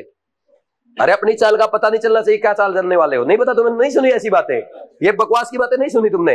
अरे कितनी रील्स आती है भाई, मोर रील्स तुम बिल्कुल भी नहीं देखते हो। मतलब मोर सोल्ट में क्या है, ferrous sulphate plus ammonium sulphate को क्रिस्टलाइज करेंगे वाटर में, मिक्स करके क्रिस्टलाइजेशन के लिए छोड़ देंगे, मोर सोल्ट बन जाएगा FeSO4.NH4 बहुत तगड़ा फॉर्मूला है। अब इसका एक क्वेश्चन है, उसमें उठाओ 2024 का क्वेश्चन है, कोई लिखवाओ मुझे, है किसी के पास 2024 का क्वेश्चन?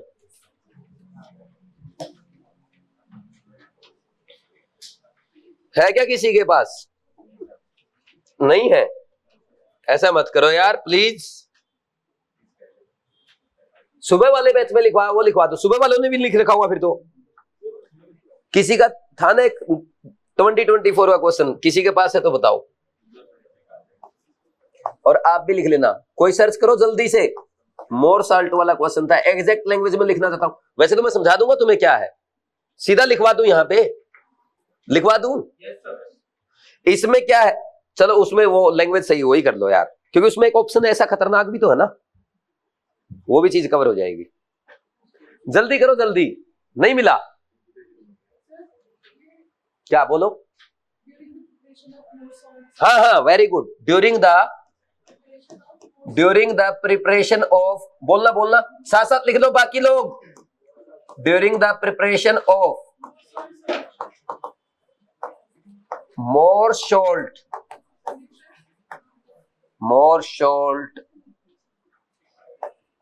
solution, ब्रैकेट में लिखने का कौन ना, फेरस अमोनियम सल्फेट, ये बताने के लिए जिसको नहीं पता है। एग्जामिनर देखो कितनी सुविधा देता है, ferrous ammonium sulphate solution, which of the following acid is added, which of the following acid is added to prevent hydrolysis of Fe2+ ions। वैसे मैं सीधा लिखवा सकता था, लेकिन क्वेश्चन के फॉर्मेट में लिखवा दिया। पहला ऑप्शन डाइल्यूट H2SO4, दूसरा कॉन्सेंट्रेटेड H2SO4, तीसरा क्या है, हो गया ना, डाइल्यूट HNO3 है, डाइल्यूट HCl है, डाइल्यूट HCl, चौथा और कौन सा है, वो पता क्या बोल रहा है, बोला सर HCl तो है नहीं, हाइड्रोक्लोरिक एसिड है, और मैं चौंक गया। मुझे लगा मैंने जिंदगी बर्बाद कर दी, केमिस्ट्री पढ़ के और पढ़ा। क्या आंसर आएगा इसका, कोई बता सकता है? हम क्या करते हैं, जब फेरस अमोनियम सल्फेट बनाते हैं तो इसमें हम डाइल्यूट H2SO4 ऐड करते हैं। अरे ये तो मैंने आंसर ही बता दिया,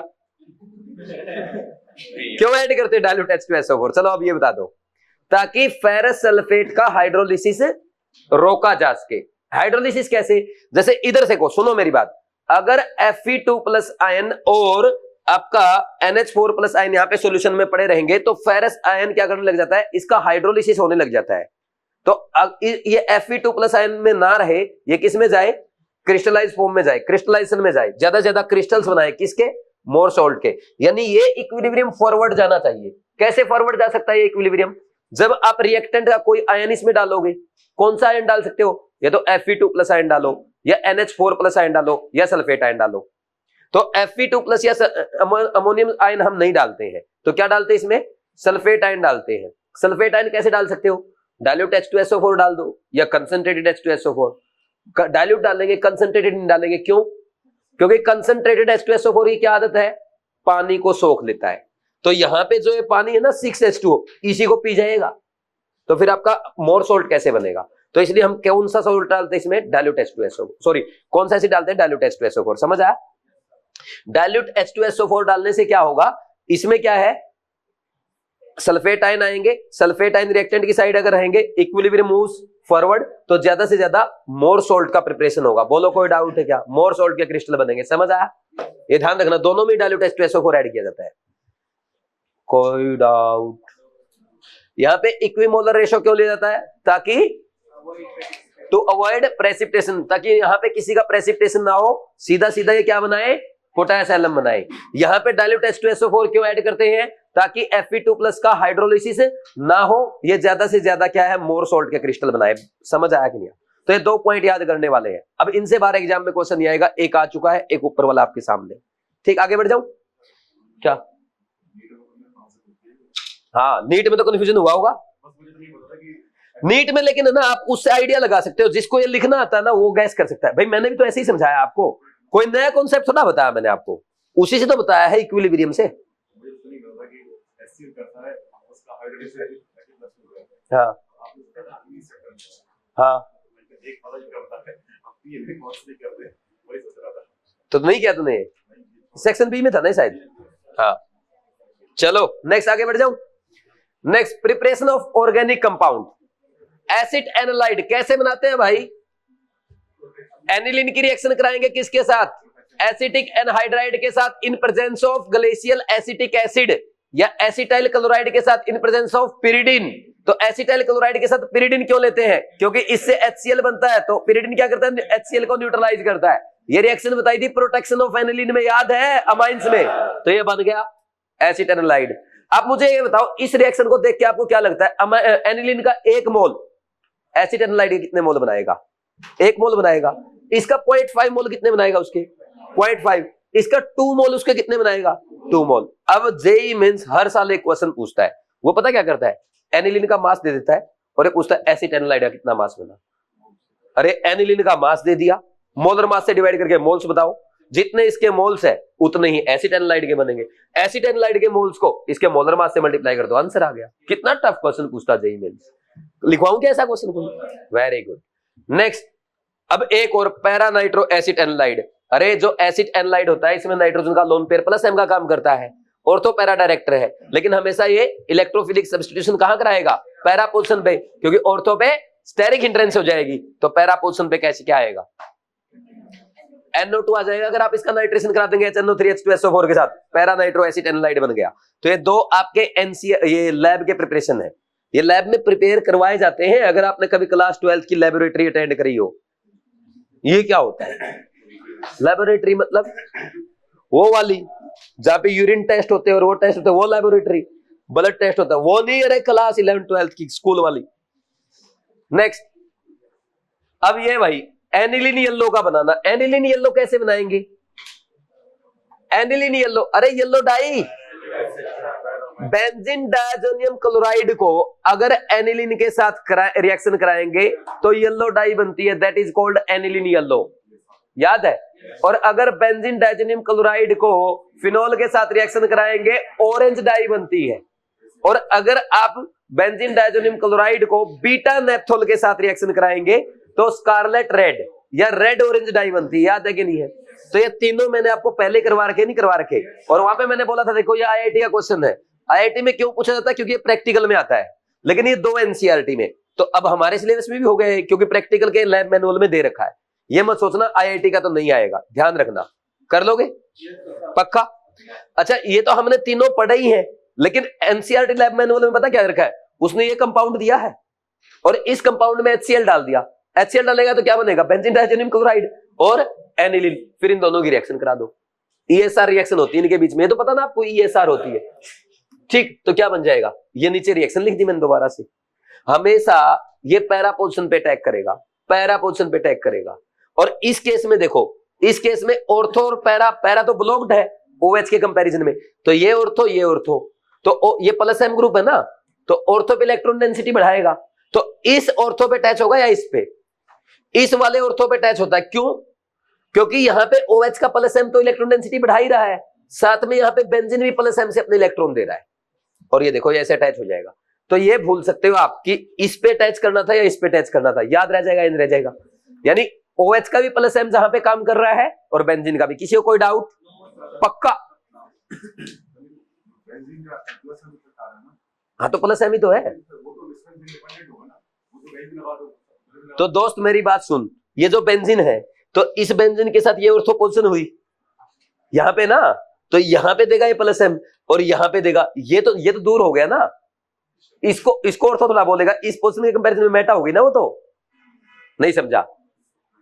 और एक चीज और, ये पहली बात तो ये, दूसरा OH का और बेंजीन का जहां पे कॉमन प्लस M आएगा वहीं तो लगाएगा, तो इसी पोजीशन पे तो आ रहा है कॉमन प्लस M। नहीं समझा? दोबारा बताऊं, रिपीट और नोट। वेरी गुड, कितनी बढ़िया इंग्लिश बोलते हो मेरे साथ साथ। Next, iodoform test.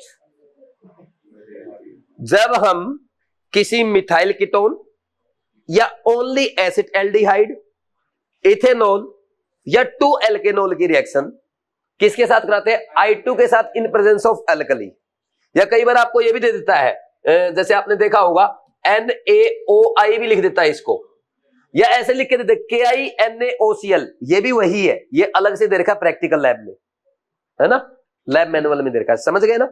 तो इन केस में आपको जैसे ही methyl ketone, acid aldehyde, ethanol, 2 alkanol नजर आए ना, और आयोडीन दिख जाए बस आपको किसी भी फॉर्म में, सीधा CHI3 आयोडोफॉर्म येलो PPT बनेगा। क्या बनता है, येलो PPT। कर लोगे? इसमें अपने ने पौना घंटा लगाया था क्लास में, दोबारा पढ़ाऊं क्या? हो गया येलो PPT। ये तुम्हारी प्रैक्टिकल केमिस्ट्री है। और ये साइड वाले प्रोडक्ट बनेंगे, ये एसीटेट आयन बना लेगा, ये आपका फॉर्मेट बना लेगा, ये फॉर्मेट बना लेगा, ये एसीटेट, जो देख लेना यार, टाइम पास चीजें। Next, test of functional group. अब फंक्शनल ग्रुप के टेस्ट आ गए। सबसे पहला टेस्ट ऑफ अनसैचुरेशन। क्या होता है इसमें, अनसैचुरेटेड कंपाउंड का टेस्ट करेंगे, दो टाइप से करते हैं, एक तो ब्रोमीन वाटर के साथ, एक कोल्ड एंड डाइल्यूट KMnO4 के साथ, जिसको बेयर्स रिएजेंट कहते हैं। तो जब हम अनसैचुरेटेड कंपाउंड जैसे एल्कीन है या एल्काइन है, इनकी रिएक्शन जब ब्रोमीन वाटर के साथ कराते हैं, ब्रोमीन वाटर होता है रेडिश ब्राउन, भूरा लाल पानी होता है, ठीक, तो उसके साथ जब रिएक्शन कराएंगे, ब्रोमीन इसके साथ रिएक्शन करने लग जाता है, और ब्रोमीन के कारण कैसा कलर था, रेडिश ब्राउन कलर था, ब्रोमीन रिएक्शन कर गया तो कलर डिसअपीयर हो गया। तो this is test of unsaturation. नहीं समझे?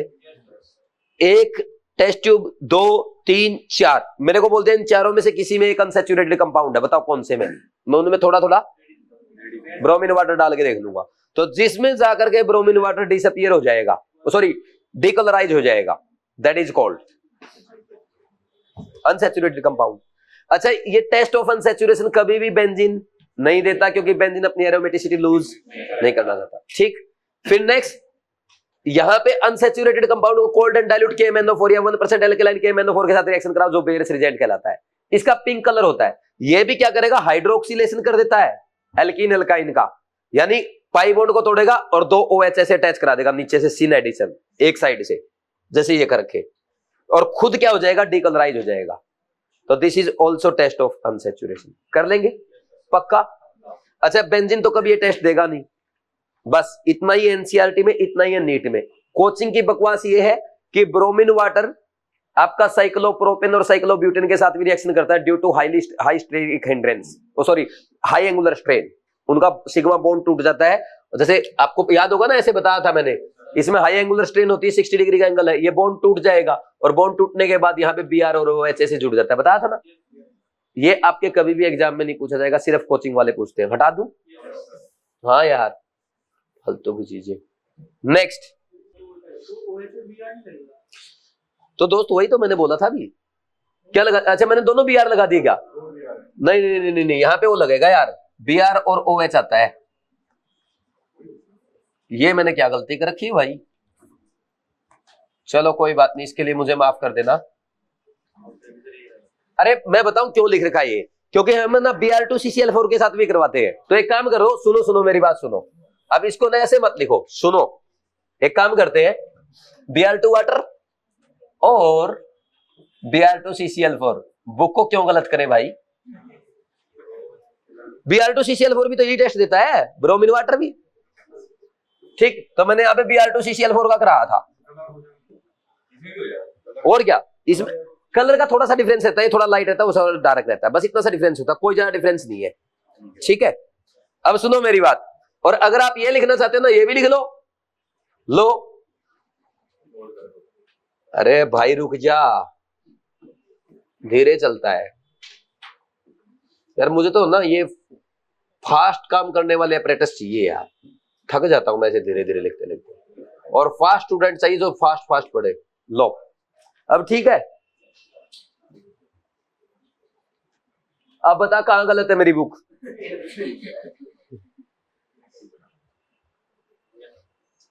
कर लेंगे।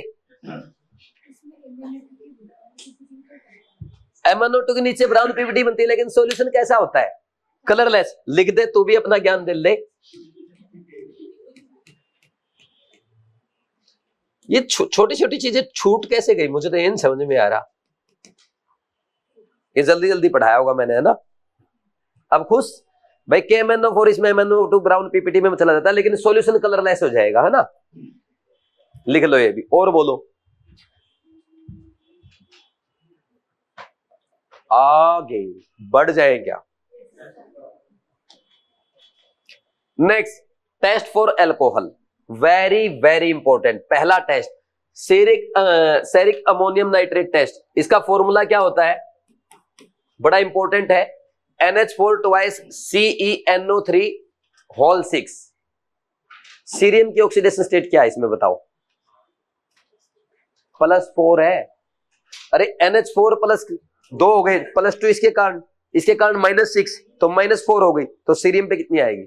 +4। तो जब ये अल्कोहल के साथ रिएक्शन करता है तो क्या बन जाता है? ये कंपाउंड बनता है, देख लो इसको घूर के, CeNO3 होल 4 ROH थ्राइस और 2 ammonium nitrate. Wine red colour आता है, देखा वाइन का कलर? वैसा रेड, गाढ़ा लाल। नहीं देखा तुमने? वाइन का कलर कहाँ है यहाँ पे? है? नहीं देखा? पापा से ऑर्डर करवा लो आज, है? मैं बोल देता हूं कि इन्होंने वाइन का कलर नहीं देखा, आज देखना है। ये बिल्कुल एब्जॉर्ब करके देखना चाहते हैं, ऐसे भी बोल दूंगा, है? तो वाइन रेड कलर होता है इसका, जैसे कहां पे ये जो आपकी बुक है ना, ऐसा ऐसा होता है वाइन रेड। इससे भी गाढ़ा होता है क्या? वो कैमरा देख रहा, किसने बताया है? वो कैमरा बताएगा किसने आंसर किया है। हाँ, इसको भी पता है, मैं यही देख रहा था कि कौन बताएगा। ठीक, चलो सब मोबाइल से चेक किया है। मोबाइल से चेक किया, मोबाइल से मंगवाया था, है? नेक्स्ट, समझ आ गया ना? तो अब मेरी बात सुनो, सेरिक अमोनियम नाइट्रेट टेस्ट में क्या होता है? सेरिक अमोनियम नाइट्रेट अल्कोहल के साथ जब रिएक्शन करता है, वाइन रेड कलर देता है। ये तो याद रहेगा सबको अब, ठीक? बस ये याद करना है, ये क्वेश्चन आ सकता है क्योंकि ये तुम्हारे लिए नया है। बाकी अभी तक जो आपने पढ़ा, मुझे बताओ कौन सा पॉइंट नहीं पढ़ रखा था? सब पढ़ रखा है। ये देखो, लूकास टेस्ट है, भगवान, Lucas reaction anhydrous NCl2 plus concentrated HCl। Organic में 5 बार लिखवाया मैंने आपको। अल्कोहल की लूकास रिएजेंट के साथ रिएक्शन कराओ, व्हाइट टर्बिडिटी देता है अल्काइल क्लोराइड की, प्राइमरी के साथ 30 मिनट में, सेकेंडरी के साथ 5 मिनट में, टर्सरी के साथ 2 से 3 सेकंड इमीडिएटली। चेक कितनी बार हो गया होगा ये तो याद। Next, test of phenol. Phenol की रिएक्शन, जब हम फिनोल में अगर आप FeCl3 डाल दोगे ना, तो वो वॉयलेट कलर देता है। और वॉयलेट कलर में क्या होता है एक्चुअल में? यहाँ पे Fe के ना 6 फिनोक्साइड आयन लग जाते हैं। देखो, ये देखने वाली चीज है। ये फिनोल है, फिनोल का H+ हटा दो, क्या बन जाएगा? फिनोक्साइड आयन बन जाएगा, जिसके ऊपर O के ऊपर माइनस आएगा। तो फिनोक्साइड आयन किसका काम करता है? लिगेंड का काम करता है, और जाकर के Fe3+ आयन को कोऑर्डिनेट करता है। Fe3+ आयन कितने बॉन्ड बना सकता है लिगेंड के? 6। तो ये बन गया 6 लग गए इसके, और यहाँ पे Fe3+ में होना चाहिए वॉयलेट कॉम्प्लेक्स। तो हो सकता है कि एग्जामिनर फॉर्मूला बाई चांस अगर पूछे बता देना। वैसे आपने वॉयलेट कलर तो आपने लिखा था, ठीक, लेकिन एनसीईआरटी में बातें नहीं लिखी, ठीक। नेक्स्ट, थैलिन डाई टेस्ट, ये आपके लिए नया है, लेकिन ये भी मैं आपको पढ़ा चुका हूं। कहां पढ़ा था? फिनोल में। जब आप बोल रहे सर रहने दो, फालतू मत पढ़ाओ, और मैंने फिर भी धक्के से पढ़ा था, ये याद हो तो तुम्हें। देखो, फिनोल की रिएक्शन जब थैलिक एनहाइड्राइड के साथ कराएंगे तो कंसंट्रेटेड H2SO4 की प्रेजेंस में फिनोक्थिलीन बन जाता है, और उसमें फिर आप क्या करोगे? NaOH डाल दो। पिंक कलर अगर आ जाए, फिनोल था वो। पिंक कलर क्यों होता है? क्योंकि फिनोक्थिलीन NaOH के साथ बेसिक मीडियम में कैसा कलर देता है? पिंक कलर देता है। और ज्यादा डाल दो NaOH एक्सेस में, कलरलेस हो जाएगा, तो श्योर हो जाएगा कि क्या है, ये फिनोल था। समझे? अब देखो रिएक्शन कैसे होगी। ये फिनोल है, ये थैलिक एनहाइड्राइड है, कंसंट्रेटेड H2SO4 डाल दिया। उसका काम पता क्या है? पानी निकालना। यहाँ पे दो फिनोल अगर होंगे तो इसके 2 H+ यहाँ पे इसके साथ वाटर के साथ, तो सॉरी ऑक्सीजन के साथ वाटर निकाल देंगे, और वाटर निकालते ही ये बन गया ना कंपाउंड। देखो जो मैं बना रहा हूं, this is called phenolphthalein. Phenolphthalein क्या होता है? इंडिकेटर ना, एसिडिक इंडिकेटर। ये पढ़ाऊंगा मैं आपको प्रैक्टिकल फिजिकल केमिस्ट्री में। फिर NaOH के साथ रिएक्शन कराओ। NaOH पता क्या करता है? इसका H+ निकाल देगा, ये H+ निकाल देगा, और इसका बॉन्ड तोड़वा देगा, ये बॉन्ड को भी तोड़वा देगा यहां से। तो ये आ गया यहाँ पे, और इनका O-O-। अब यहाँ पे O1 का ना, किसी इन दोनों में से एक का ये O- यहाँ रेजोनेंस करता है, तो ये क्या बन गया? क्यूनोन। ऐसा ही होता ना क्यूनोन। अब याद करो, फिनोल का जब एयर की प्रेजेंस में ऑक्सीडेशन होता है, पिंक कलर आया था कि नहीं आया था? तो जो ये पिंक कलर आ रहा ना, उसके लिए रिस्पॉन्सिबल ये भाई साहब है। समझ आया? और जरूरी नहीं कि सर यही है क्या, इधर वाला नहीं हो सकता है? अरे ये भी तो हो सकता है। ये अगर ये रेजोनेंस में आएगा तो उसका वो फिनोक्साइड बना लेगा। समझ आया कि नहीं? ठीक। तो ये जो ग्रुप बन रहा है, this is responsible for pink colour. ये पिंक कलर लिख रखा है यहां पे, दिख रहा है आपको पिंक कलर? नेक्स्ट, क्या है पिंक वाला? पिंक कलर विजिबल कम है, ये पिंक लिखा हुआ है, ठीक। अब इसमें ना एक्सेस में अगर आप NaOH डाल दो, तो वो NaOH क्या करता है? इस पाई बॉन्ड को फिर से तोड़वा देता है, और यहां आके OH अटैक कर देता है। फिर ये बॉन्ड जब टूटेगा, वापस ये रेजोनेंस करके वही बना लेगा। ये भी फिनोक्साइड, ये भी फिनोक्साइड। अब ये फिनोक्साइड कलरलेस होता है, लेकिन ये क्यूनोन फॉर्म जो इसकी बन रही थी, बेंजोक्विनोन जो बनता है, वो कलर्ड होता है, पिंक कलर होता है। समझ आया कि नहीं? तो जैसे ही वो फिनोक्साइड बनेगा, वापस कलर गया। नहीं समझ आया? ये प्रोसेस है। This is known as phthalein dye test. अब जेईई में 2024 का क्वेश्चन पढ़ो। Test use for phenol is Schiff test, Lucas test, Tollens reagent test, phthalein test. Answer is 4। JEE में 2024 का क्वेश्चन आ जाएगा 2025 में, कर लेंगे। नेक्स्ट, अच्छा ये एक्स्ट्रा डिटेल लैब मैनुअल में दी हुई है, आप पढ़ना चाहो पढ़ लो, वैसे कोई जरूरत नहीं है, नॉट इंपॉर्टेंट। क्या है? ऑर्थोक्रेसोल थैलिन डाई टेस्ट में रेड कलर देता है, जबकि उसमें पिंक आ रहा था। मेटाक्रेसोल ब्लूइश पर्पल कलर देगा, और पैराक्रेसोल कलर नहीं देता, क्योंकि इसकी पैरा पोर्शन ब्लॉक्ड है, ये रिएक्शन नहीं कर पाता होगा, ठीक, no colour. Catechol blue colour देगा, लेकिन ये थोड़ा सा टाइम ज्यादा लेता है। रिसोर्सिनोल ग्रीन फ्लोरोसिन कलर देगा। ग्रीन फ्लोरोसिन मतलब वो तुमने देखा ना, चमकने चमकने पेन आते थे पहले, क्या बोलते थे वो? ग्लिटर, लाइटर, स्पेलिंग बोल। GEGLITTER, glitter pen. हाँ, तो उसमें आते थे चमक, मतलब अलग ही चमक आती थी, तो वैसा कलर आता है इसमें, है ना, लेकिन कोई जरूरत नहीं है इसकी, फालतू टाइम वेस्ट है ये। Next, test of carbonyl substance. सबसे पहले आपने एडिशन टेस्ट देखा था, न्यूक्लियोफिलिक एडिशन रिएक्शन। भाई कोई भी कार्बोनिल सब्सटेंस है, एल्डिहाइड या कीटोन, क्या करेगा? अगर आप अमोनिया या अमोनिया डेरिवेटिव के साथ रिएक्शन कराते हैं, तो आपको याद होगा आपने यहां से ऐसे पानी निकाल दिया था, और पानी निकालते ही ये बना था, याद है? और ये भी याद होगा आपको, थोड़ा सा मैकेनिज्म मैंने वहां पे बताया था कि ये पहले इक्विलिब्रियम में आता है ऐसे। अरे भाई रुक जाए यार, ये इक्विलिब्रियम में आता है ऐसे इसके साथ, लेकिन ये इक्विलिब्रियम फॉरवर्ड मूव करता है क्योंकि यहां से OH और यहां से OH ये पानी निकल जाता है, और जब ये पानी निकलता है तो ये कंपाउंड बनता है जिसके कारण ये इक्विलिब्रियम कंटिन्यूअसली फॉरवर्ड डायरेक्शन में जाता है, और ये होता है एसिडिक मीडियम में। क्यों, कोई याद बता देगा, किसी को याद है? ये रिएक्शन एसिडिक मीडियम में कराते हैं, क्यों? एसिड किसका काम करता है? कैटालिस्ट का काम करता है, क्योंकि रिएक्टिविटी इसमें कम होती है। एसिड कैटालिस्ट का काम कैसे करेगा? वो सबसे पहले आप ये लोगे, मैंने ये भी बताया था अगर याद हो, कि हम कीटोन लेंगे, क्योंकि अगर आपने डायरेक्ट एसिड डाल दिया ना दोनों के मिक्सर में, ये अमोनिया क्या है? बेसिक है, एसिड बेस रिएक्शन तो ये कर जाएगा।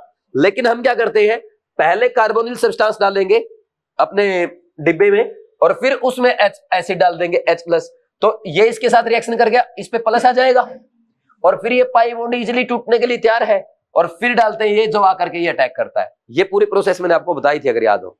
नहीं याद है या तो मैं ऐसे टाइम पास कर रहा हूं क्योंकि लेक्चर छोटा है ना। ठीक, आया समझ में? चलो, अब वहां पे याद होगा आपको, कार्बोनिल सब्सटेंस को जब आप 2,4-DNP रिजेंट, जिसको ब्रैडेज रिजेंट भी कहते हैं, 2,4-DNP मतलब 2,4-डाइनाइट्रोफिनाइल हाइड्रोजन, ऐसा दिखाई देता अगर आपने कभी नहीं पढ़ा हो तो इसके साथ जब कोई कार्बोनिल सब्सटेंस रिएक्शन करता है, क्या बनाएगा? कैसी पीपीटी बनाता है? येलो या ऑरेंज पीपीटी बनाता है, याद करना है ये। हाँ, रेड भी बनाता है क्या? ले भाई, रेड भी लिख दे। रेड कैसा होता है? रेड लिखूं? कहां लिखा थी? No,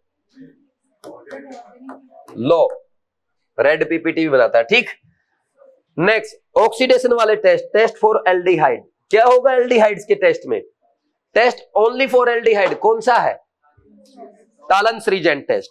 tolerance reagent, Tollens reagent test में क्या होता है? AgNO3 + NH4OH होता है, जो किस में कन्वर्ट हो जाता है? AgNH3 ट्वाइस प्लस में, है ना। और जब ऐसे एग्जामिनर देता है, बोला ऑर्गेनिक में कोऑर्डिनेशन कंपाउंड आ गया है, तो ये आपका टॉलरेंस रीजेंट है। ऐसे लिख के दे या ऐसे लिख के दे, तो कोई भी एल्डिहाइड है, इंक्लूडिंग एरोमेटिक एल्डिहाइड, बेंजाल्डिहाइड वगैरह, सारे टॉलरेंस रीजेंट को रिड्यूस कर देते हैं। Ag+ को Ag में रिड्यूस कर देंगे और खुद ऑक्सीडाइज हो जाएंगे एसिड में, और बेसिक मीडियम होने की वजह से सोल्ट बना लेते हैं। ठीक, तो सिल्वर ग्रे पीपीटी बनती है किसी भी एल्डिहाइड के साथ। तो टॉलरेंस रीजेंट के साथ सारे एल्डिहाइड कैसा टेस्ट देते हैं? पॉजिटिव टेस्ट देते हैं। Next, Fehling solution test and Benedict solution test. Fehling solution याद है? तो इसके A और B दो पार्ट होते हैं। ए पार्ट का नाम क्या है? Aqueous copper sulphate. नीट 2024 में आया था। किस किस का सही था, ईमानदारी से बताओ। Very good. और ये बताओ, ये नीट 2024 ने पूछा था, और बड़ी बात पता क्या है? बीवाइज क्लासेस के मेजर टेस्ट 8 का क्वेश्चन नंबर 4 आज चेक करना, किसी के पास पिछले साल का पेपर हो तो। मेजर टेस्ट 8 क्वेश्चन नंबर 4 मैंने क्लास में करवा रखा था। वीडियो सॉल्यूशन में देख लेना, यूट्यूब पे पड़े हैं, अभी देख लो। देखो, लिखो major test 8 CRMTS test series NEET 2024, major test का 8 का क्वेश्चन नंबर 4 एग्जैक्ट यही है। ऐसे थोड़ा हल्का आदमी तो नहीं, बहुत बढ़िया बड़े लेवल का मास्टर। ए होता है एक्वस कॉपर सल्फेट, याद रखना है, अल्कलाइन नहीं है ये एक्वस है। और बी क्या है? Sodium potassium tartrate. तो ये इन दोनों को मिक्स करके बनता है फेलिंग सॉल्यूशन। तो फेलिंग सॉल्यूशन जो बनता है, यहां पे कॉपर उसमें 2+ में आ जाता है। तो कॉपर 2+ में अपनी मैक्सिमम ऑक्सीडेशन स्टेट में तो ऑक्सीडाइजिंग एजेंट का काम करेगा, और एल्डिहाइड को किसमें ऑक्सीडाइज कर देगा? एसिड में। और ये बेसिक मीडियम होता है, इसलिए क्या बन जाता है? सोल्ट बन जाता है। और कॉपर खुद 2+ से Cu2O कॉपर +1 में रिड्यूस हो जाता है, और कलर कैसा आता है? रेड पीपीटी बनाता है। कोई डाउट? बिल्कुल सेम होता है बेनेडिक्ट सॉल्यूशन में। A और B, इसमें एक्वस कॉपर सल्फेट A है, और B पार्ट है एक्वस Na2CO3 + सोडियम सिट्रेट। ये हो गया बेनेडिक्ट सॉल्यूशन। दोनों को मिक्स करने से यहां पे जो एल्डिहाइड है, ये कॉपर सल्फेट के साथ क्या करेगा? Cu2 की रेड पीपीटी बनाएगा। लेकिन ध्यान रखना, एल्डिहाइड तो ऑक्सीडाइज हो जाएगा, बट कभी भी फेलिंग सॉल्यूशन या बेनेडिक्ट सॉल्यूशन टेस्ट बेंजल्डिहाइड नहीं देते, एरोमेटिक एल्डिहाइड नहीं देते। बोलो कोई डाउट है क्या? ये ऑलरेडी आपने पढ़ा है। और किसी को अगर याद करना, ये ऐसा स्ट्रक्चर बनता है कॉम्प्लेक्स सा, जो ये इन दोनों को मिक्स करोगे ना, तो कॉपर इनके साथ मिक्स होकर ये कॉम्प्लेक्स बनाएगा। कॉपर टार्ट्रेट कॉम्प्लेक्स बोलते हैं इसको। ये लैब मैनुअल में लिखा हुआ, लेकिन आपसे कोई पूछेगा नहीं। किसी को देखना तो देख लो। देखो, इसको देखो आप, ओनली COOH रहा होगा यहाँ पे, CH के OH लगा, CH के OH लगा COO-, ठीक है। तो ये क्या हो गया, टार्ट्रेट एसिड का सोल्ट हो गया ना, टार्ट्रेट। यहाँ पे भी O-, यहाँ पे भी O- हो गया, इधर भी तो यही है, ये भी देखो। तो ये दो टार्ट्रिक एसिड है, दो कॉपर को एक साथ पैरेलल क्या कर रहे हैं, कोऑर्डिनेट कर रहे हैं। तो ये कॉपर का कॉम्प्लेक्स बन गया। एक बार बना के देख लोगे ऐसे, या बना के दिखाऊं, हो जाएगा। नेक्स्ट, इसके बाद आपका आएगा सिफ टेस्ट। एल्डिहाइड जब सिफ रिजेंट के साथ रिएक्शन करेगा, कोई भी एल्डिहाइड है, एरोमेटिक या किसी भी टाइप का, तो सिफ रिजेंट होता है कलरलेस। तो सिफ रिजेंट को किसमें कन्वर्ट कर देता है, पिंक कलर में। यहां पे पिंक लिखा हुआ अगर आपको नजर नहीं आ रहा तो। अब सिफ रिजेंट कैसे बनता है, एक डाई होती है, डाई पैरा रोसेनिलिन हाइड्रोक्लोरिक डाई होती है। इसका खुद का कलर पिंक कलर होता है। कैसा कलर होता है, इसका खुद का पिंक कलर होता है। लेकिन इस डाई में से जब हम Na2SO2 गैस पास करते हैं या इसको Na2SO3 के साथ ट्रीट करते हैं, तो ये डाई हो जाती है कलरलेस। और ये जो कलरलेस डाई बन गई, इसी का नाम है सिफ रिजेंट। लेकिन जब इसकी रिएक्शन एल्डिहाइड के साथ करवाएंगे तो वापस ये किसमें कन्वर्ट हो जाती है, पिंक कलर में कन्वर्ट हो जाती है। This is known as Schiff test. समझ आया कि नहीं? दोबारा बताऊं, पैरारोसिनिलिन हाइड्रोक्लोरिक डाई होती है जिसका पिंक कलर होता है। तो इस डाई में से जब हम SO2 गैस पास करते हैं या इसको Na2H2SO3 सोडियम सल्फाइड के साथ ट्रीट करते हैं, तो ये कलरलेस हो जाता है। तो ये जो सॉल्यूशन बना, दिस इज कॉल्ड सिफ रिजेंट। इस सिफ रिजेंट को जब एल्डिहाइड के साथ ट्रीट करते हैं, ये कलरलेस होता है और ये वापस पिंक कलर गेन कर लेता है। This is known as Schiff test. समझ आ? सारे एल्डिहाइड ये टेस्ट देंगे। बोलो कोई डाउट है क्या? तो अब देखो, ये एल्डिहाइड, ये एरोमेटिक एल्डिहाइड, ये ketone, Tollens reagent, Fehling solution, Benedict solution, Schiff test, चारों एल्डिहाइड के साथ टेस्ट देंगे, किन देंगे, पॉजिटिव टेस्ट। लेकिन एरोमेटिक एल्डिहाइड के साथ टॉलरेंस रिजेंट देगा और सिफ टेस्ट देगा ओनली। फेलिंग सॉल्यूशन और बेनेडिक्ट सॉल्यूशन ये टेस्ट नहीं देंगे, और कीटोन हमेशा नेगेटिव टेस्ट देता है। बोलो कोई डाउट नहीं है ना? आगे बढ़ जाऊं। Next, test of amino group. Solubility test क्या होता है? पहला, अगर आपको पता करना है, जैसे एनिलीन वगैरह है, अभी कोई भी एल्काइल अमाइन है, वो क्या होते हैं, ऑर्गेनिक सब्सटेंस है, वाटर में इनसोल्यूबल होंगे, तो उसमें एसिड डाल दो, ये बेस है, एसिड के साथ रिएक्शन करके सोल्ट बनाएगा, और सोल्ट होता है पोलर, और पोलर वाटर में सोल्यूबल है। तो आपने जैसे ही HCl डाला, HCl डालने के बाद वाटर में डिजोल्व हो गया, इसका मतलब ये सोल्ट बना है। सोल्ट क्यों बना है? क्योंकि यहाँ पे अमीनो ग्रुप था। एक तो सिंपल टेस्ट, घटिया सा टेस्ट ये हो गया। दूसरा आता है कार्बिल अमाइन टेस्ट, ये बहुत फेमस है। जब भी आप प्राइमरी अमीन की रिएक्शन क्लोरोफॉर्म के साथ कराएंगे इन प्रेजेंस ऑफ अल्कोहलिक KOH, क्या बनता है? आइसोसाइनाइड बनता है। तो दिस इज नोन है, इसमें गंदी स्मेल आती है, this is known as carbylamine test. और इसका नाम क्या होता है? Hofmann carbylamine reaction. याद है? एजोडाई टेस्ट, ये ओनली एरोमेटिक प्राइमरी अमीन ये टेस्ट देते हैं, है ना। एलिफेटिक अमीन ये टेस्ट नहीं देंगे। क्यों? क्योंकि आपको पता है इनमें क्या करते हैं, जो आपका प्राइमरी अमीन है उसको हम कन्वर्ट करते हैं किसमें? डायजोनियम सोल्ट में। तो अल्काइल डायजोनियम सोल्ट अनस्टेबल होते हैं क्योंकि उसमें इजीली N2 गैस रिलीज हो जाती है। लेकिन बेंजीन डायजोनियम सोल्ट, जो अराइल डायजोनियम सोल्ट बनेंगे, वो स्टेबल होते हैं लो टेम्परेचर पे ड्यू टू रेजोनेंस। याद आया?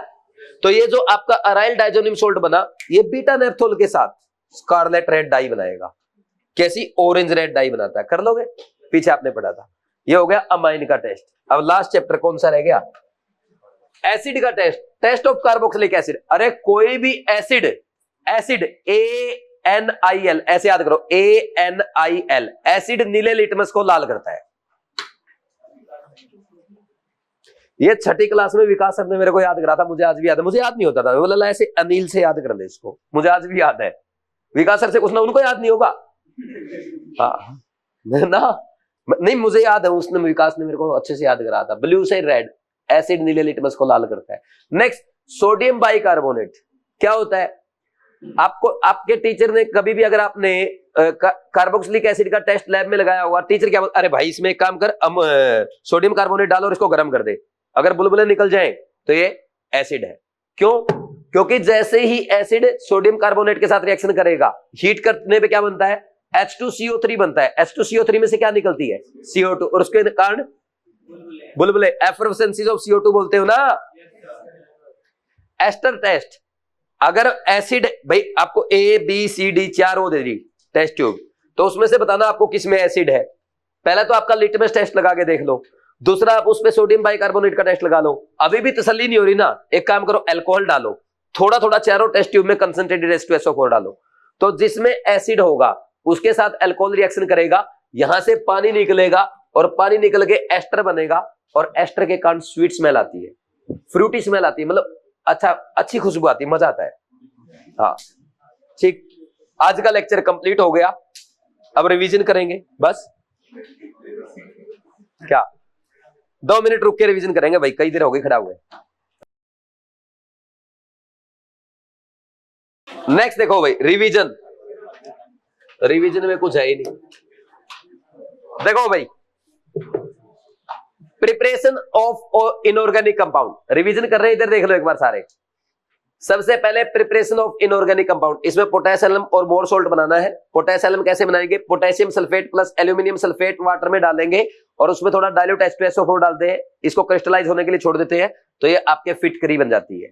इसका फॉर्मूला ये K2SO4.Al2SO4 है, या इसको पूरे को 2 से भाग करके potassium aluminium sulphate twice dot 12H2 ऐसा भी लिख सकते हो।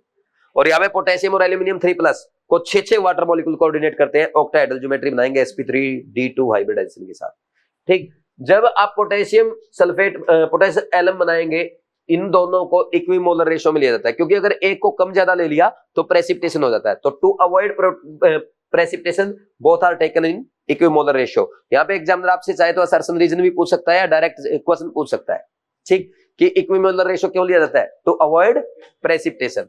Next, Mohr salt, ferrous sulphate plus ammonium sulphate को मिक्स करेंगे पानी में इन प्रेजेंस ऑफ डाइल्यूट H2SO4, क्या बन जाएगा, मोर सोल्ट बन जाएगा। और मोर सोल्ट के प्रिपरेशन के दौरान हम इसमें क्या डालते हैं, डाइल्यूट H2SO4 डालते हैं, ताकि Fe2+ आयन का हाइड्रोलिसिस रोका जा सके। क्योंकि अगर ये इक्विलिब्रियम इधर रहेगा ना, तो Fe2+ आयन में पड़ा रहेगा सॉल्यूशन में, और Fe2+ आयन का क्या होता रहेगा, यहाँ पे हाइड्रेशन होता रहेगा इसका। तो इसके हाइड्रेशन को रोकने के लिए हम लोग क्या कर देते हैं, इसमें बोलो, इसमें डाइल्यूट H2SO4 डालते हैं, जिसके कारण क्या होगा, रिएक्टेंट साइड ज्यादा सल्फेट आयन हो गए तो इक्विलिब्रियम विल मूव फॉरवर्ड, और जिसके कारण क्या हो जाएगा, ज्यादा से ज्यादा आपका मोर सोल्ट बन जाएगा। Next, second, preparation of organic compound, acid anilide, aniline की रिएक्शन कराओ एसिटिक एनहाइड्राइड के साथ in presence of glacial acetic acid, या एसिटाइल क्लोराइड के साथ in presence of pyridine. Pyridine क्या करेगा, जो एक्स्ट्रा HCl बनेगा उसको न्यूट्रलाइज कर देगा, एसिड एनालाइड बन जाएगा। 1 मोल एनिलीन से 1 मोल एसिड एनालाइड बनता है, तो इसका मास अगर दे दिया जाए तो इसका मास आप बता दोगे कितना है, पक्का।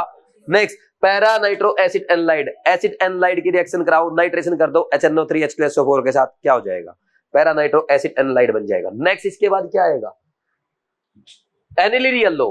भाई एक तो ये कंपाउंड दे दिया, इसकी सीधी HCl के साथ रिएक्शन कराओगे, टूट जाता है बेंजीन डाइज़ोनियम क्लोराइड और एनिलीन के साथ, ये दोनों ही मिलके क्या करते हैं, एनिलीन येलो बनाते हैं। कैसे बनेगा, ये हमारा क्या है, बेंजीन डाइज़ोनियम क्लोराइड, ये यहाँ पे इसके पैरा पोजीशन पे इलेक्ट्रोफिलिक सब्स्टिट्यूशन रिएक्शन हो जाएगी और ये पैरा अमीनो एजोबेंजीन बन जाता है, जिसको एनिलीन येलो कहते हैं, अमीन अमाइंस में पड़ा है। और इसकी जगह अगर अल्कोहल होता तो पैरा हाइड्रोक्सी एजोबेंजीन बन जाएगा, जिसका ऑरेंज डाई बनता है।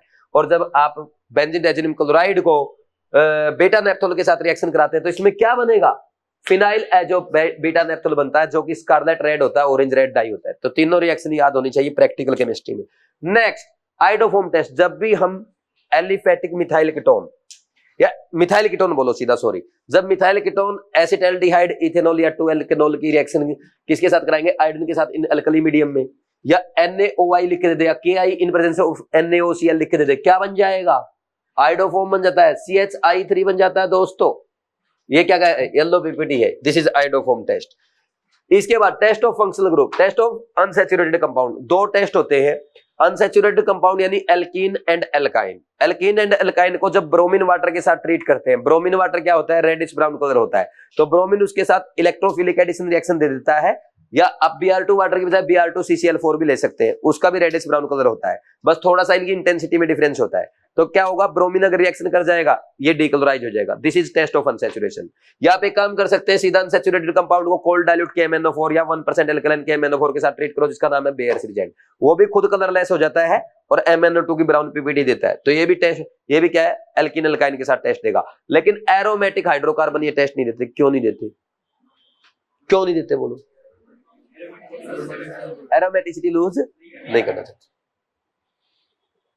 Next, test for phenol. जब सेरिक अमोनियम नाइट्रेट टेस्ट, ये नया टेस्ट आपके लिए। जब सेरिक अमोनियम नाइट्रेट को हम अल्कोहल के साथ ट्रीट करते हैं तो ये कंपाउंड बनाएगा जिसका फॉर्मूला आपके सामने है, CeNO3 whole 4 ROH thrice, wine red colour होता है। ये कलर याद कर देना, फॉर्मूला याद कर देना, एग्जाम में आ सकता है। नया टेस्ट आपने पढ़ा है। लुकास टेस्ट, लुकास रिजेंट होता है anhydrous ZnCl2 plus concentrated HCl, पहले भी पढ़ चुके हो। जब एनहाइड्रस इसकी लुकास रिजेंट की रिएक्शन कराएंगे अल्कोहल के साथ, क्या बनता है, व्हाइट टर्बिडिटी देगा अल्काइल क्लोराइड की प्राइमरी के साथ 30 मिनट में, सेकेंडरी अल्कोहल के साथ 5 मिनट में, और टर्सरी अल्कोहल के साथ immediately. Test of phenol with FeCl3। FeCl3 के साथ ये वॉयलेट कलर का कॉम्प्लेक्स बनाता है। कॉम्प्लेक्स आपके सामने, इसमें क्या होता है, कॉम्प्लेक्स जो बनता है Fe 6 फिनोक्साइड आयन उसको कोऑर्डिनेट कर रहे होते हैं। ठीक, नेक्स्ट थैलिन डाई टेस्ट। जब फिनोल को थैलिक एनहाइड्राइड के साथ ट्रीट करते हैं इन प्रेजेंस ऑफ कंसंट्रेटेड H2SO4, क्या बनता है, फिनोप्थिलिन बनता है, जिसका स्ट्रक्चर आपके सामने। उसमें NaOH डाल दो, फिनोप्थिलिन NaOH के साथ क्या करेगा, ये वाला कंपाउंड बना लेगा। तो यहाँ पे फिनोक्साइड आयन जो है ये क्विनोन में कन्वर्ट हो जाएगा, जिसके कारण क्या हो जाता है, पिंक कलर आ जाएगा। और NaOH डाल दो, इसका स्ट्रक्चर वापिस फिनोक्साइड बन जाएगा, जिसके कारण ये कलरलेस हो जाएगा। This is phenolphthalein phthalein dye test. तो फिनोल के लिए कौन सा टेस्ट यूज करते हैं, phthalein dye test. NEET JEE Main 2024 का क्वेश्चन नीट 2025 में पूछ लो। ये छोड़ दो, ये एक्स्ट्रा है, इसको पढ़ लिया एक बार बस, इतना काफी होता है, रटने की कोई जरूरत नहीं। Test of carbonyl substance, addition test. जब भी आप कार्बोनिल सब्सटेंस को 2,4-DNP रिजेंट के साथ टेस्ट कराएंगे, क्या बन जाएगा, येलो, ऑरेंज या रेड पीपीटी बनती है। This is addition test. और oxidation test, test for aldehyde, only for aldehyde. Tollens reagent होता है AgNO3 प्लस NH4OH। वो किसी भी एल्डिहाइड के साथ, इवन एरोमेटिक एल्डिहाइड के साथ क्या करेगा, खुद रिड्यूस हो जाएगा, सिल्वर ग्रे पीपीटी बनाएगा और उसको ऑक्सीडाइज कर देगा एसिड में, और एसिड से बन जाएगा उसका सोल्ट। Next, Fehling solution. इसके दो पार्ट होते हैं। ए पार्ट होता है एक्वस कॉपर सल्फेट जो नीट 2024 में आया, बी पार्ट होता है सोडियम पोटेशियम टार्ट्रेट। दोनों को मिक्स कर दो, एक कॉम्प्लेक्स बन जाता है। इस टाइप का कॉम्प्लेक्स का स्ट्रक्चर बस देख लेना है। तो ये कॉम्प्लेक्स जो बनता है, इसमें कॉपर +2 में होता है, और ये कॉपर +2 में एल्डिहाइड को ऑक्सीडाइज कर देगा और खुद Cu2 में रिड्यूस हो जाएगा, जिसके कारण रेड पीपीटी बनेगी। लेकिन एरोमेटिक एल्डिहाइड को ऑक्सीडाइज नहीं कर पाएगा। सिमिलरली होता है बेनेडिक्ट सॉल्यूशन टेस्ट। इसका एक्वस कॉपर सल्फेट ए पार्ट होता है और बी पार्ट होता है aqueous Na2CO3 plus sodium citrate. तो दोनों को मिक्स कर दो, ये बन जाएगा बेनेडिक्ट सॉल्यूशन। इसमें भी कॉम्प्लेक्स में कॉपर 2+ में होता है, वो एल्डिहाइड को ऑक्सीडाइज करके खुद रिड्यूस हो जाएगा रेड पीपीटी Cu2O में। लेकिन एरोमेटिक एल्डिहाइड को टच कर दे, इसकी औकात नहीं है। ठीक, नेक्स्ट सिफ टेस्ट। एल्डिहाइड सिफ रिजेंट के साथ, सिफ रिजेंट कलरलेस होता है, एल्डिहाइड सिफ रिजेंट को किसमें कन्वर्ट कर देता है, पिंक कलर में कन्वर्ट कर देता है। दिस इज कॉल्ड सिफ टेस्ट। सिफ रिजेंट बनता कैसे है, जब हम पैरारोसेनिलिन हाइड्रोक्लोरिक डाई को SO2 के उसके थ्रू SO2 पास करते हैं, Na2SO3 के साथ ट्रीट करते हैं, तो वो कलरलेस हो जाती है। एक्चुअल में पिंक कलर की होती है, लेकिन वो पास करते ही क्या हो जाएगी, कलरलेस हो जाएगी। और ये जो कंपाउंड बनेगा दैट इज नोन एज सिफ रिजेंट। उस सिफ रिजेंट को जब एल्डिहाइड के साथ ट्रीट करते हैं, वापिस अपना पिंक कलर गेन कर लेता है। This is known as Schiff test. समझा, ये इनकी टेबल है। Tollens reagent, Fehling solution, Benedict solution, Schiff test, सारे एलिफेटिक एल्डिहाइड ये टेस्ट देंगे। लेकिन बेंजल्डिहाइड या एरोमेटिक एल्डिहाइड टोलेंस रिजेंट और सिफ टेस्ट के साथ देगा, लेकिन बेनेडिक्ट सॉल्यूशन और फेलिंग सॉल्यूशन के साथ ये टेस्ट नहीं देगा, और कीटोन किसी के साथ भी ये टेस्ट नहीं देता है। Test for amino group, solubility test. अरे यार एनिलिन है, उसका टेस्ट करना है, उसमें ना एसिड डालो, सोल्ट बन जाएगा, वो पानी में सोल्यूबल होता है, सबसे घटिया test. Next carbylamine test, very important. जब भी प्राइमरी अमीन की रिएक्शन आप कराएंगे क्लोरोफॉर्म के साथ in presence of alcoholic KOH, क्या बन जाता है, आइसोसाइनाइड बन जाएगा, जिससे फाउल स्मेलिंग गैस स्मेल आती है। तो ये बहुत अच्छा टेस्ट है। एजोडाई टेस्ट, ये ओनली एरोमेटिक प्राइमरी अमीन का टेस्ट है। जब आप किसी भी एरोमेटिक प्राइमरी अमीन का NaNO2 प्लस HCl के साथ रिएक्शन कराएंगे, क्या बन जाएगा, अराइल डाइजोनियम सॉल्ट बन जाएगा, जो कि स्टेबल होता है लो टेम्परेचर पे due to resonance. Alkyl diazonium salt stable नहीं होता, वो अनस्टेबल होते हैं। तो इसलिए ये ओनली एरोमेटिक अमीन का प्राइमरी अमीन का टेस्ट है। फिर इसको बीटा नेप्थोल के साथ ट्रीट करो, स्कारलेट रेड डाई बन जाएगी, जो आपने पीछे पढ़ी है, या ऑरेंज रेड डाई बनती है। टेस्ट ऑफ कार्बोक्सिलिक एसिड, सीधा लिटमस एसिड, लिटमस टेस्ट लगाओ। ये एसिड क्या करता है, नीले लिटमस को लाल कर देगा, ब्लू को रेड में कन्वर्ट कर देगा। सोडियम बाइकार्बोनेट के साथ हीट करते हैं, एफरवेसेंस ऑफ CO2 मिलेगा। और जब एस्टर टेस्ट, जब आप एसिड को अल्कोहल के साथ ट्रीट करते हैं इन प्रेजेंस ऑफ कंसंट्रेटेड H2SO4, मतलब अच्छी खुशबू आती है, स्वीट स्मेल आती है, फ्रूटी स्मेल होती है। ठीक। Subscribe to Wise Classes channel for NEET chemistry guidance.